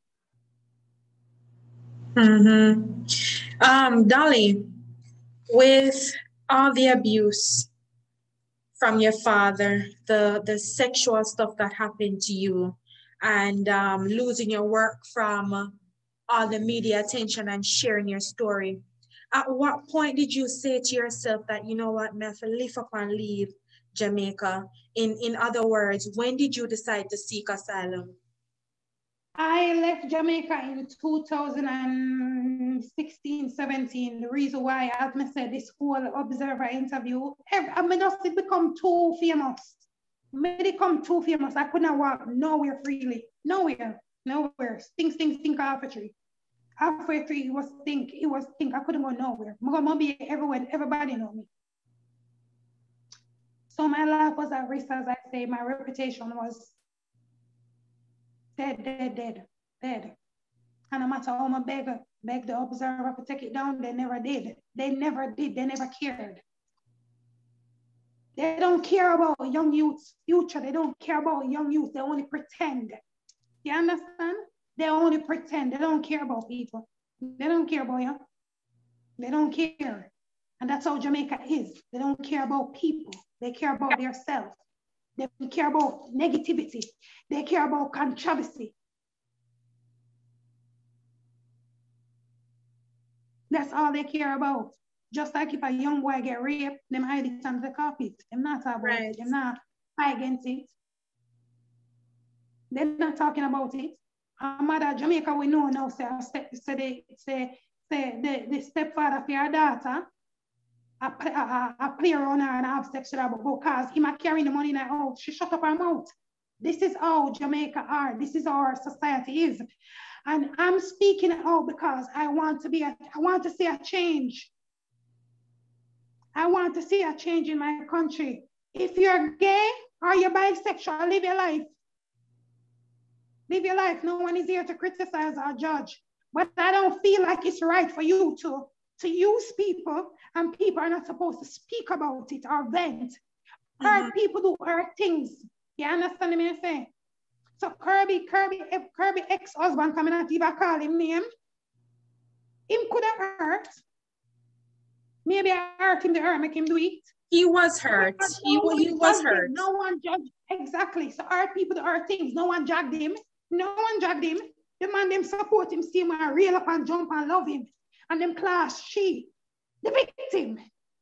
Because it was good to see her doing what she was doing in the video. So them get a chance to bring her down and class her. But when it happens to a man, so I'm gonna understand. Talk to me about that part here. Why when these things happen to men, it's a big issue. But when things happen to women, it's not an issue. You're right. Situations like that, I got them to talk about Jamaica. Yeah, stop drug people and bring them people to talk about situations like these that's happening, that's occurring in our country. Talk about men that are brutally kicking up women. I never expect a man to put foot on a woman nowadays. And then you say you're straight, but you have the heart and the gut to put your foot on a woman that care for a child for 9 months, breastfeed a child, go through stretch mark, have to feed you and the baby, have to take care of you and the baby at the same time. You put your foot on a woman. Talk about things like that. Talk about men that feel like dance all. It's about going, putting woman pan wrong and I run and I step in at them front and I fling them all over. Talk about situations like this. Don't talk about gays that are not provoking anyone, that are not going around robbing and killing and stealing. I mean, if I was the gay, them a mash up Jamaica, I thought it was the criminals and men that are abusing women that think it's okay to bust our throat or cut out our stomach and throw her over the gully. Men that are raping innocent kids, young babies, with their palm breast too. I don't hear them talk about issues like this. But them can get up and them can tear down Spice to Ocean Black. Or be a slap music should do. Them can get up and put artists against each other. The female artists, them, make them get hate each other and class each other. But they can't talk about the good things that these artists do. Talk about the good things that the artists do, man. Talk about the good song, black people hypocrisy, what Spice do. Because, Jamaican think it's okay to bleach in the skin. You know, think it's okay to embrace in the culture, in a color. You know, think the natural ear we are again. If a girl come on alive with her ear natural and catch up, like they can't their ear. You know why them put on white people ear, Brazilian. These issues, they don't talk about it, they don't care about it, they just care about downgrading, discriminating, bashing, and tearing down people. But the Bible that is why your voice. The Bible says children will be children will be having babies. The Bible also says people will become lovers of themselves. People nowadays embrace themselves. Me not have to know, me just come on the live and see and say, oh, Lord, girl, me not like that you're the way, No, sir. And a branch in me nicer than you. I mean, I know you. Why am I, why the world full of so much hate? No, we make worries, make we be factful now, sis. And social media now, Instagram, not the positive now, nowadays. It's just all about controversy and hate. The Bible is fulfilling. That is why your voice is important, Dolly. That it is important that you keep on talking. It's important that you shed light on some of these things that are happening, some of the things that you've been through, especially the rape and your HIV story, because there are people who need this type of inspiration. There are people who want to see this strength from another person to know that there's light at the end of the tunnel. And you have proven that. You were homeless at 13. You contracted HIV at 14. You're not dead, you're right here. Looking as healthy as anybody else, because if you didn't tell me that you have HIV, I wouldn't have known. Or if you didn't do those interviews back then, nobody would have known. But you decided to share your story. But I want to ask you this very important question. Have you ever received professional counseling for all the things that you have been through? Before I touch that part, I will never stop sharing my story. This is gonna be the first me do a full interview, like talking about my childhood straight up to now. But I will never stop sharing this story because, as I say, there are people out there that needs to hear. There are people out there that needs to know that they're not alone, whether it's HIV or full-blown AIDS, or whether it's cancer, or whether you're a person that was born with 9 fingers, 1 foot, or whatever. These people are going to, you're considered to be in a sickly position too. And these people are people that do get discriminated against. You understand? So I want them to know they are loved. I'm loved, you're loved. I belong to him, you belong to him. It doesn't matter what you did, it doesn't matter what sin you commit, you belong to him. God loves you. You understand?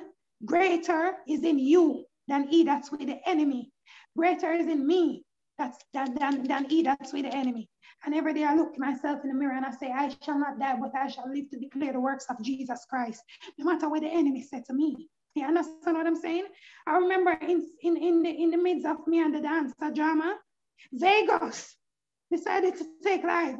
Mr. Vegas don't know nothing about the drama and he take live for me. Someone who was a Christian and backslide. Mm-hmm.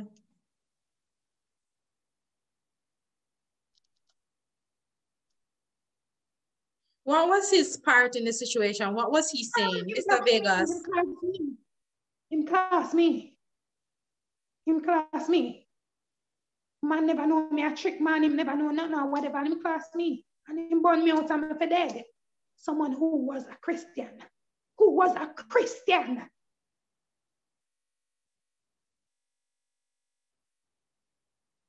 So he cast his stone. I had to give him a quick reminder that, remember, your name has been called up on these situations before. Several times. Don't try and buy us an argument that you cannot handle. Okay? Go back into church and let's be peaceful. I'm not gonna argue with you. I'm not gonna lower my standards to argue with you. But go back in church. Okay? Yeah. Because I'm surprised you went into the church for a little time and just come out and you were a Christian. You know, but pertaining to what you say, you said about the if you have received professional counseling for all you've been through. Girl, the counseling part, I've tried, but you know, I gotta tell you something, like a thief when it comes on to situations like this. If you've never been raped before, you've never been in my situation, no matter how them teach you at school, you cannot talk to me. I want to speak to someone who has been in the situation that I've been in and has come through, pulled through. Mm-hmm. Remember me tell you that. Have you ever heard about some people where, may I go counseling, may get raped, or may I go counseling feet, man? No, me not change. I still not see the changes. Mm-hmm. Because they need someone to talk to who has been in the same situation that they have been in and they pull through. If you have not been in a situation like me, you never get raped, you're HIV positive, how dare you sit here and tell me? I know how you feel. You don't know how I feel. You're lying. You were trained to say that. You don't know. Mm-hmm. I understand where you're coming from. I've been where you were as a teenager. I too was, raped. It for me still, even though I'm grown now, it's still even hard for me to say the word and associate it with myself. So when it came on to counseling, it was the hardest thing for me to do. I've tried it more than once, but for me, it always felt a little bit, say, fake. You understand? Mainly because of something that you just said. You're trained to speak to me like this. You're trained to ask me certain questions. So for many years, I abused myself in a lot of ways. When it came on to liquor, I will drink and wake up in different places. I'm a no sign of this, I'm a go. You understand? All because I could not understand, like, why would another human being, do something like that? So, why would I never plan to get emotional? You understand? But I just want you to, to understand that there are people out there that are going to relate to your story. There are people out there that's going to not judge you, because the truth is you never asked for it. It's not your fault. Unfortunately, I went through that where I blame myself and, may I say, why am I never fight more? Why am I never this? Why am I never that? But the truth is, maybe if I did, I'd be dead, because it wasn't one, it was two people. Yeah. May I say, when it comes on to counseling, I've never ever been able to complete that process with someone that I don't know from anywhere.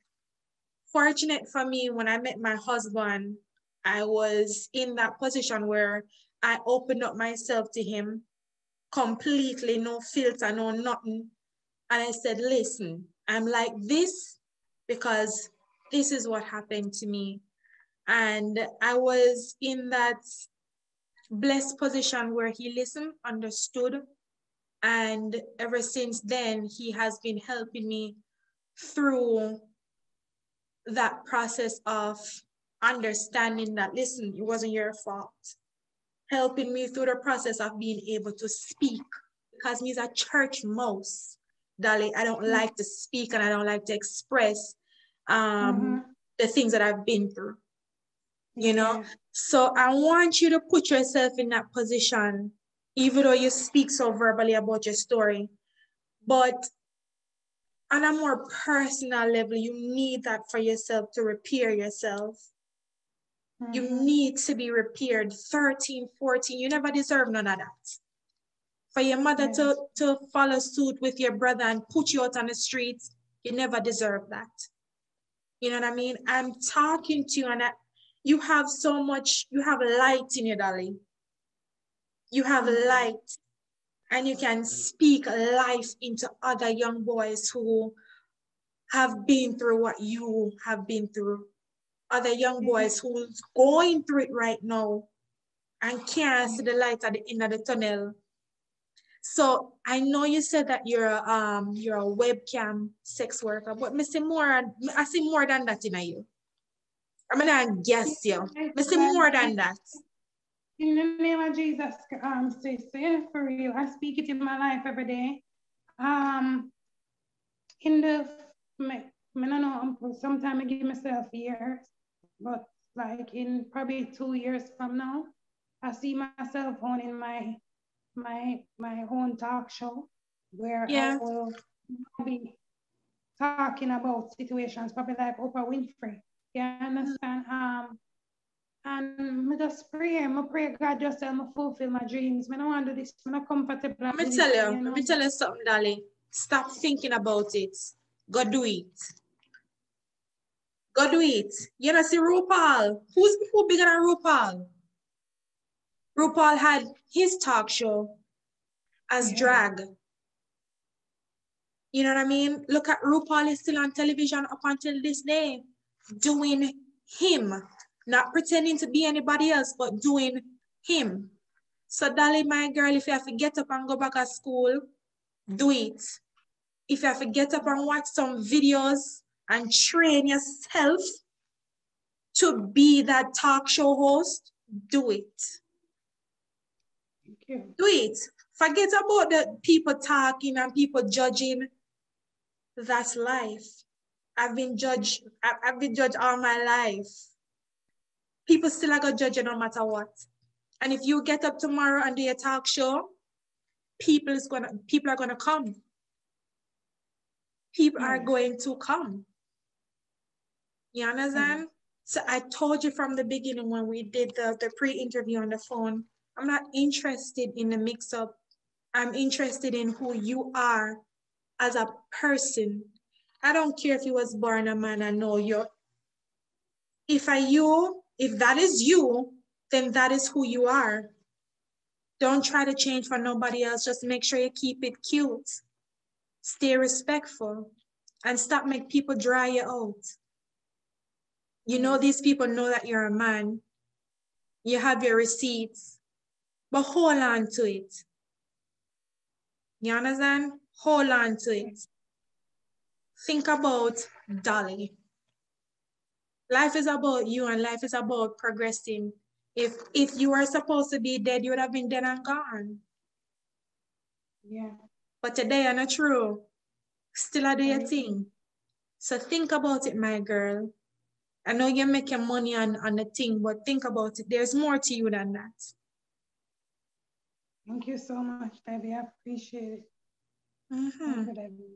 But I'm not here to judge nobody. I'm a mother of 3. What happens if later on down the line, my sons said to me, say, you know, mommy, I went on a school trip and X happened to me. Am I going to run him? I can't. I can't. Yeah. You know what I mean? Life goes on. And you're here for a reason. Find your purpose and move towards that. Yeah. Thank you. You're right. Yeah. You said that you're in transition, right? Are you in transition physically in terms of surgery? Is that what you're doing, or you're just wearing feminine clothes here? Tell me about your process. In being a trans, that's a thing that Jamaican people don't really know much about, so we probably have to educate them about. So I do the injection hormones. I do the one where I have to go every month and get injection. It helps to grow your breast and also make your body become feminine. So like if you look at my body, I'm a picture them on my foot, my hand. I'm very soft, silky. I'm not tough again. Like if you see me in person, I feel my skin, I'm very soft, I'm feminine. I stopped growing hair, so like not ear not grow up on my foot again. I'm not grow hair from my belly or my chest again. Like it stops. So it kills the man inside of you. You understand? When you come, you don't come regular anymore. Like the first time, because I'm a person like this, from this situation happened to me regarding the rape situation and me having my sickness, I'm already sexual active. So like if me even feel like I want to do something, I play with myself. So like when I just started the injection situation, I played myself and I come like me, I'm moan and I scream in the whole house. But when I come, I see no come out. So I said, no, me I go to the doctor tomorrow, my love, because mine someone happened to me. So I went to the doctor and the doctor says, no, it's you're turning a woman, you're not a man now, I'm not supposed to come out there. Right. So I said, oh, so I go, yes, that's true, because when you're a woman do things, no big tick come around out of them, like penis. So taking the hormone injection, I started changing completely. So sometimes we come to, depends on how good me do it and masturbate and some will come. But when I come, sometimes it will come just liquid and water like real vagina come. And I say, oh, what is that? No. So it's something new. My nipple starts swell and get big. And then I become very feminine. I become very emotional. It's easy for cry. Well, I watch a little movie and the movie too touching.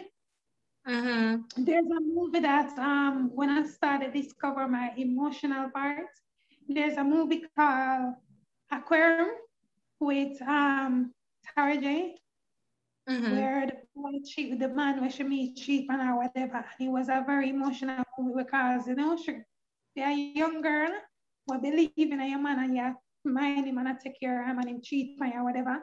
It was just a little emotional for me. And then I just because me watching the movie there's little kid would cry. But me seeing the man cheat on her after the woman got through so much with you. When she cry like go and bust out in her tears. I get temporary, like I get nervous and temporary.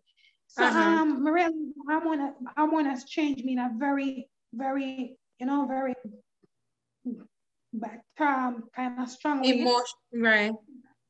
Emotionally, it's also changed my mentality. So like I'm not a person like back then, like being like a kid, kind of hungry and certain things, but no, me just feminine, like me don't know if to explain it.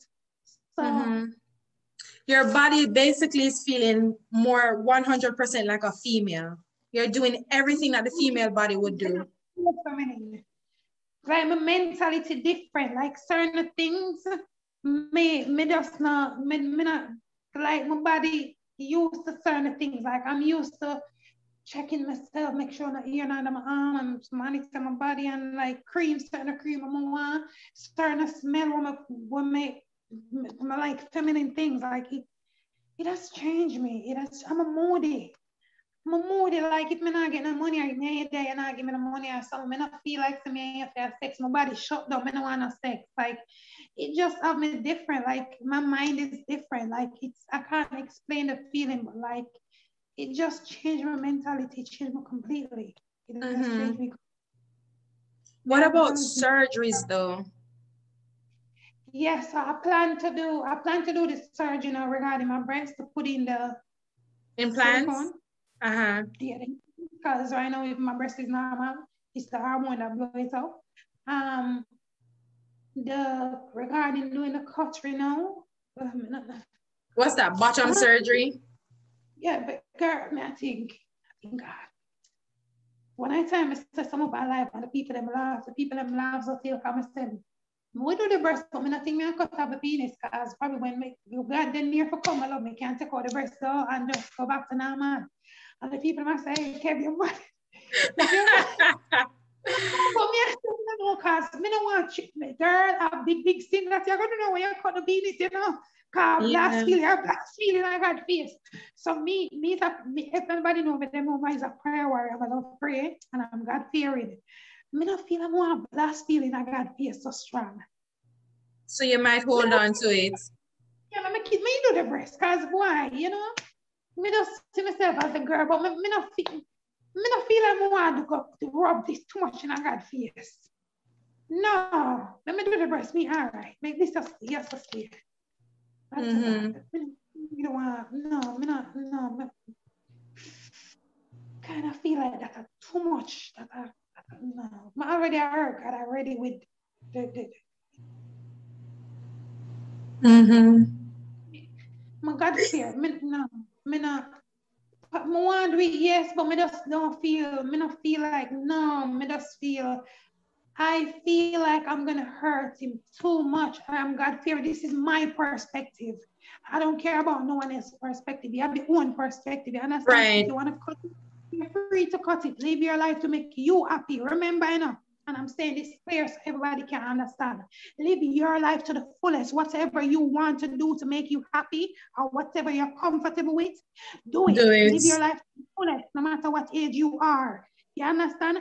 Be what you want to be as long as you work hard on it. Understand? But for me, from my perspective, I just don't feel comfortable cutting enough because I feel like I'm rubbing too much in God's face. I just don't feel, I'm a God-fearing person, I'm a spiritual. As in, I get baptized, I'm filled with the Holy Ghost. Sometimes I do things I feel so dirty and bad within myself.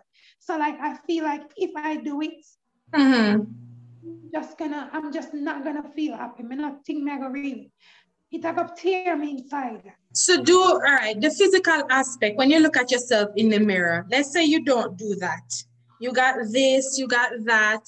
And when you look at yourself, you see a woman. Wouldn't that make you feel complete? No, yeah, if I do the breast, am I looking at the mirror? Yeah, you do the breast and you keep this, right? Yeah, me still woman see me. Then the man them not gonna love me see way. If me not do the breast, the man them see way. Imagine, me still not gonna be a woman. And let me tell you the secret though, where a lot of people don't understand. And a lot of trans know this too. Some men love when you keep it. Look at your face. Let me tell you that. May I tell you, Goody? May I tell you? If chance can real, girl, then we tell you. Especially some white man, may I tell a girl, then we spend money for that. Don't cut it. The minute you cut that, them fantasy gone that's all. Yeah, because this is their fantasy. Half man, half woman. They won't pay for that. Yeah. So strong possibility you're keeping it. No, no strong possibility. May I keep it? Right. May I keep it? Right, true. Misunderstood, Dolly. Give me 5 words to describe who Dolly Ashanti is. Honestly speaking, Dolly Ashanti is a very hilarious person. Dolly Ashanti is very empowering. She's very empowering. She loves to motivate. She's a motivator. Very emotional. She will do things. And as me and some boy catch up already way, I truly did love and I cry about it, I cry. Sometimes I can't have a wall in my tears, and we're on our life, and we'll start to cry, right? My life, because that's just me. And Dolly Ashanti is a very multi-talented individual. She's so talented. She's a person where she determined. Me, I go try, me not go stop. Like, me in a Spanish speaking country now, like, when me just come, I'm like, I think I can't get your Spanish, but yeah. Give myself about 3 months. Me ever conquer it. Just like how when I did that South Korea, a Chinese country. So like, you had caught on to the language. You can speak Korean. I'm a Korean girl. Away the woman in my life, and I say, "안녕하세요, 잘 지내세요?" And the Korean they was saying, "No, so they're like, how you not to speak Korean, you know?" And it's the same thing when I come here where I'm at now, like the Spanish, I never know to talk Spanish, none at all. And now I can greet people, I can say, hola, ¿cómo estás? ¿Todo bien? You know, ¿qué onda? ¿Qué haces? ¿Entiendes? Yeah, I can speak, I can hold a conversation. So it's all, this is what I always tell people, it's a mindset. You can do whatever, put your mind to it.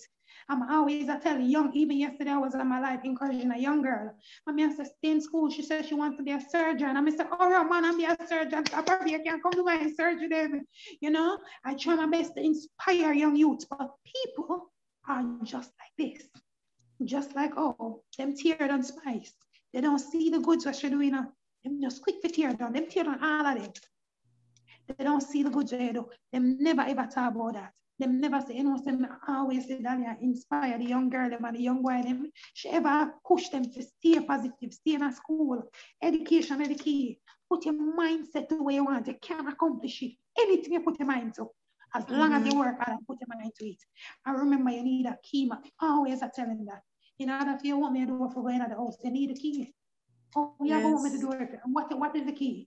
Education. Once you have education, you want any door. You want to become a lawyer, a doctor, any door you want, you can. Once you have the key, just stay in school. I always bow to them for that. Stay in school, get the education, please. If anyone is touching in a way where you're like, talk to somebody. If you don't trust your mom, speak to someone about it. Make them know. No matter what. I understand the fear when it comes down to a boy getting raped by a next man because of society and how Jamaica is. They are gonna brand you. They are. I've been. You know, I've been. Sometimes it's fear, Dolly. When I went through my situation, I met a young man who it happened to, and I was a teenager. And when he said to me, "I'm afraid, I'm scared," and I don't know why he chose me to tell me, but he told me, and I was so scared. I'm a teenager. The similar thing just happened to me. I don't know what to say to him. but me know somebody afraid. And because of that fear, I distance myself from him. Distance. Because I'm hurting, you're hurting, and I don't know what to do. I don't know how to handle it. So sometimes... Have you spoken to him from that? No. No, because I haven't seen. Huh? I think you should try reach out to him, find him somewhere, girl, to find out if he's still straight. Because we can guarantee, you know? Probably. That probably aunt him right now, and probably if it not aunt him probably gone the other way. I'm going to search, but sometimes it's our fear and lack of knowledge that cause us to react a certain way. You know, even though I never bash him, even though I never make him feel no way funny, but it must have been a reason why he chose me to tell. And God knows, Dolly, I'll hide from him. I'll hide because we don't know what to do. Jamaican are used to it. That's what I'm saying. So I'm not really 100% bash them, but I am saying they need to change. That's all I'm saying. Jamaican are used to it. So when I pick, and this is why I'm not blame my mother neither. I love my mom. We have a good friendship now. We have a good bond. When we can tell her any and everything, she knows about my transition and she loves me and she embraces me. I love her so much. I just don't talk to my dad. I don't want to have nothing to do with him. But has he tried? Has he tried to reach out to you? Guess what the joke too? I'm his only child. Oh wow. My other brother and sister, them are from different man. One penny, me alone. Give him the chance, Dolly. Give him the chance. You don't know who I talk to. Me grow with that hate from my father. I hate my father like poison. If he's to die right now, I'm saying this right in public to everybody here, I would never visit his funeral. You need to look at yourself and see how far you brought yourself on your own. And you do have a forgiving spirit. Talk to the man. Never forgive him though. I will never forgive him. When we forgive anybody else, so for the mistreatment and the definition of character and the tearing down and the lie them or whatever, when we forgive them and distance myself, I will never forgive my father. I'm supposed to be father. Keegan, we never forgive Keegan. When I will forgive my stepmom, and when I forgive anybody else, I will never forgive him. I have a hate for him. I have a hate for him. Your only child. Your only child. I mean, that's something that... Father them out there, I don't care when anyone judge me say, but all I can tell, you know have a saying to say, I don't hug son, I don't show son love because a batty man easy, I push to him. Let me tell you this, and I want you to listen to me keenly. You see, if you, as the father, not show your son love and hug him and make him feel like saying, Daddy, you really love him and care about him, and next man never do it. Now, when him do it and your son end up the other way, then you're gonna bash him. When a calm man, Jamaicans. Jamaican man, when a calm man. Man, wear them pants on them bottom and that's in a calm man. Is that what you call men? Call it men that wear their pants down by them buttocks, showing them ass because them a sell it. Or man will shout at a woman and kick up woman. I make woman not say, yo, I wear the pants, take a chat too long, lick in your face. These are what you are called men. Our man will talk to woman or talk with no respect. A man will feel like say them have the big matica walk with them are the man. Is that what you are called men? Interesting. You're absolutely right. All of those things they're inappropriate and wrong because you're supposed to treasure your women because we're the ones that are going to bring forth more and more children, right? And help to groom society. So you're absolutely... I don't understand. And the first thing when you're a man catch up at Jamaica, the first thing they want to tell you, yes, your mother. Where is the respect nowadays to woman? Put some respect on woman here, man. But women are so blindsided. Mm-hmm. That's why it's getting worse and worse. Women are so blindsided. They don't see what one. The first thing you're a man can tell you when him catch up is to ask your mom, what has your mom done to him? I'm here in an argument. Mm-hmm. I'm here catch up. What my mother do to you? Right. Like, you know, you and I were not going to agree on this part, but I have faith and I feel as if that things are going to change with our Jamaican society. I really do. I think so. I don't know if the reason why I have the faith is because if you pay attention to the young YouTubers, especially the couples, if you notice how the men treat their women, is not what I saw when I was growing up. They are so tender. They are so loving. No, real talk, Dolly. So I believe because I've seen them, I believe our future is looking better than before. Honestly. And then sometimes when I make the man way, the tough man, them, the big man them way, make them there first. And probably the young generation them which probably don't change. I have faith in the younger generation. I have faith in the younger generation. It's going to change. It's going to change. People are going to become more accepting of others. We're going to become more understanding and we're going to educate ourselves. That's the faith that I have in our Jamaican society. You understand? Me know say people still have a pass and look at judgment, but at the same time, there are going to be others that's going to show their understanding and their acceptance of other people. Because I can't tell Dolly who to love and what to do. So I feel like people are going to come to that realization, say, you do what fits you and Dolly going to do what fits her. But on an ending note, I want you to speak to the public based on all the things that you have been through. What would be your final words? My final words would be, oh, Lord. Based on the abuse, based on the rape. Don't judge a book by its cover. And hurt people do hurt things. Remember me telling you that. And as I say before, I will say it again.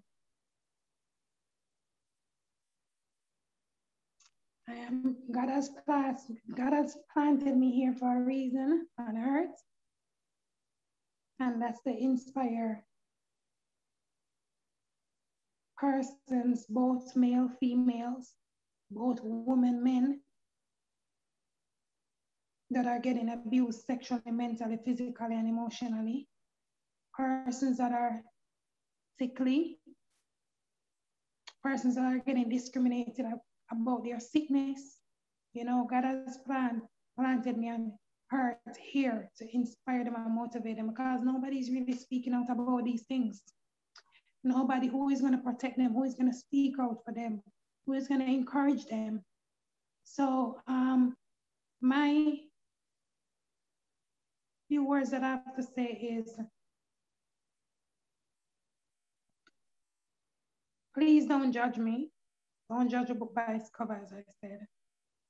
And I've made some wrong decisions in life, and I wouldn't say even wrong decision. I've reacted to situations in a wrong way that could have been dealt with better. And I do held responsible for these situations. But I don't see one mistake that I've ever made from my young baby age growing up to now. You understand what I'm saying? And everything happens for a reason. You can't blame God, and you can't get up and cuss and say, why this and why me? God make things happen for a reason. If it was not meant to be, God wouldn't have allowed it to be. You understand? So all I can say is, do what me do. Persons out there that are going through my struggles and my situations, do what me do.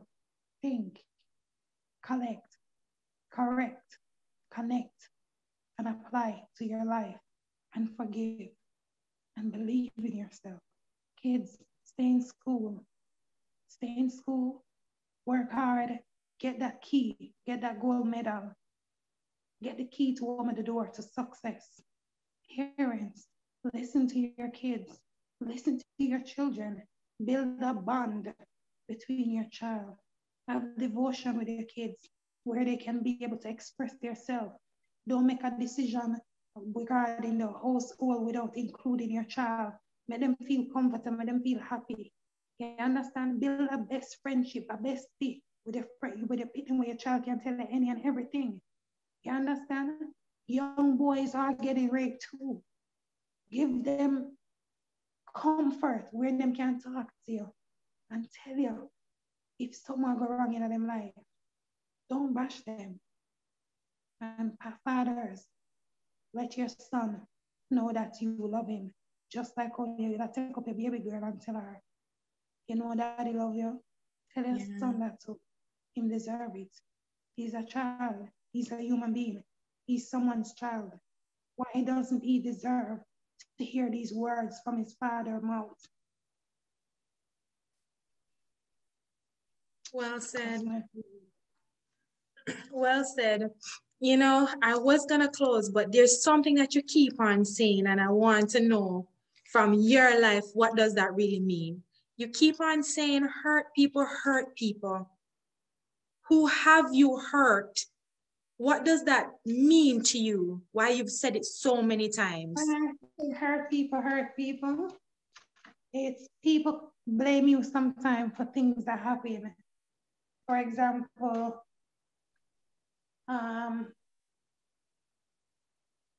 regarding when I get upset, the time when everybody was dragging me, and I say, you know what? I'm done with this. I'm just post every screen recording. And people drag me and people say I shouldn't have done it. Hurt people, hurt people. Some of the persons that I posted, yeah, they were straight according to them. They never do not know. But I was tired. I was hurt. I was being dragged. I was being discriminated. I was being, your definition of character. I could put that tonight. So you set the record straight. So hurt people, hurt people. You hurt me, good have to suffer for the bad. So here's a screen recording. Where am I blackmailing? How did they not know my man?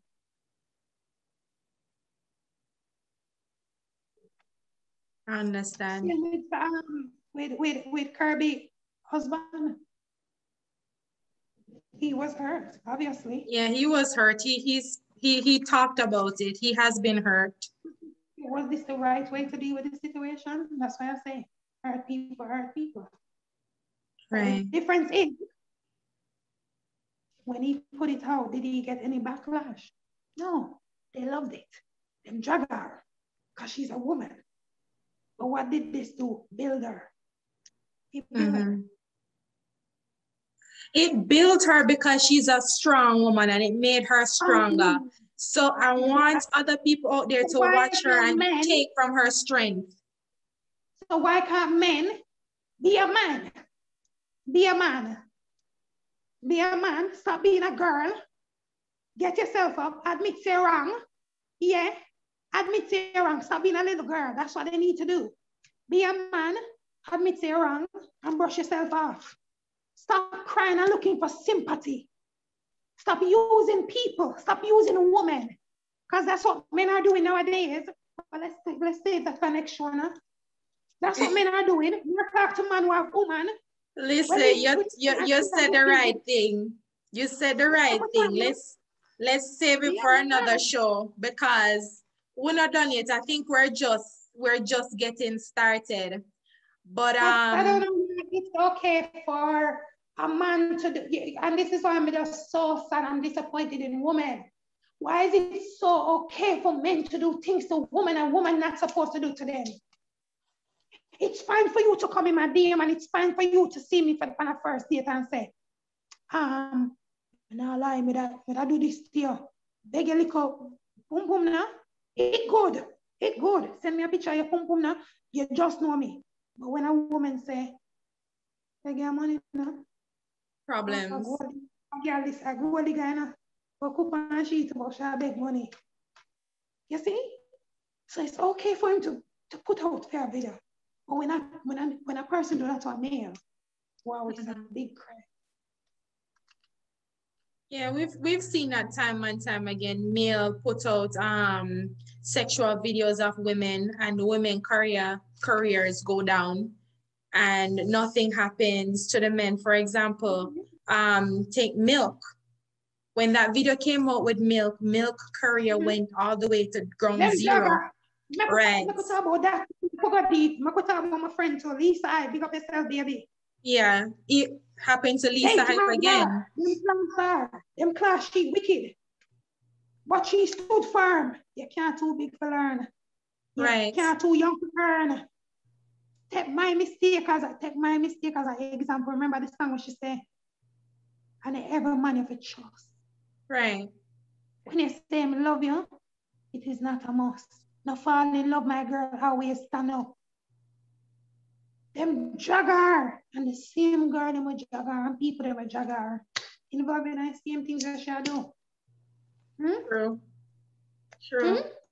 As two females, they both stood strong. Milk stood strong, lived her life, did her thing. Likewise, Lisa Hype. But you know what? Big ups to them because they never make the judgment brought them down. You know, just like you keep firm.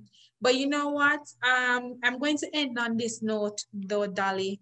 Thank you so much for spending time with me on the Debbion Newman project. The project is all about sharing with our community in hopes to inspire somebody else. It's also to show growth as individuals. And I really see how you have grown, how you've held your own, homeless at 13, street youth, HIV positive at 14, then you pick yourself up, you turn big actor.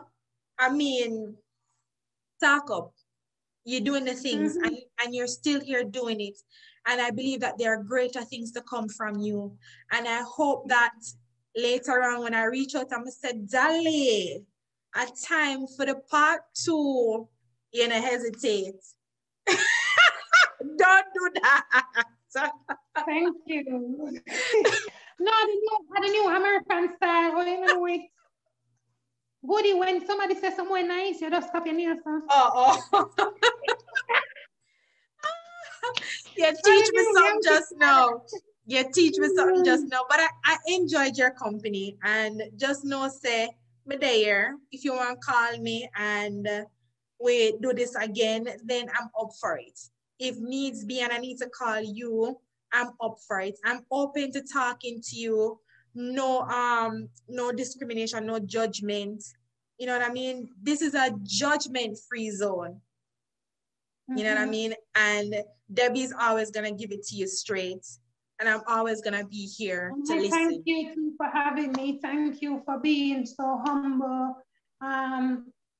And accepting, you know, it's in society, not everybody accept, you know, trans and stuff like that. So I respect you and I really appreciate you accepting me for me and loving me and been watching me from them to know, you know, that I've changed and I've come to be something and someone, you know, so keep doing you too and keep doing the show and keep doing the positiveness. Big up your husband because you say him embrace you, you can talk to him about the little pain and stuff. Everything, right. And everything, and that's a real man. That's what you call a real man.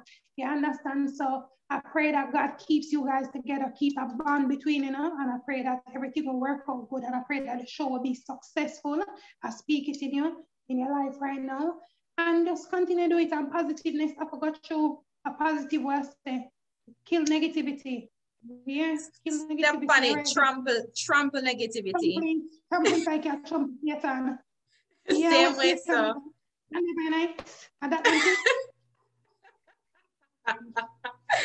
All right, Mama, one love, I take care of yourself, and we'll definitely be in touch. Yeah, man, take care too. God bless you. Enough love. All right, one love.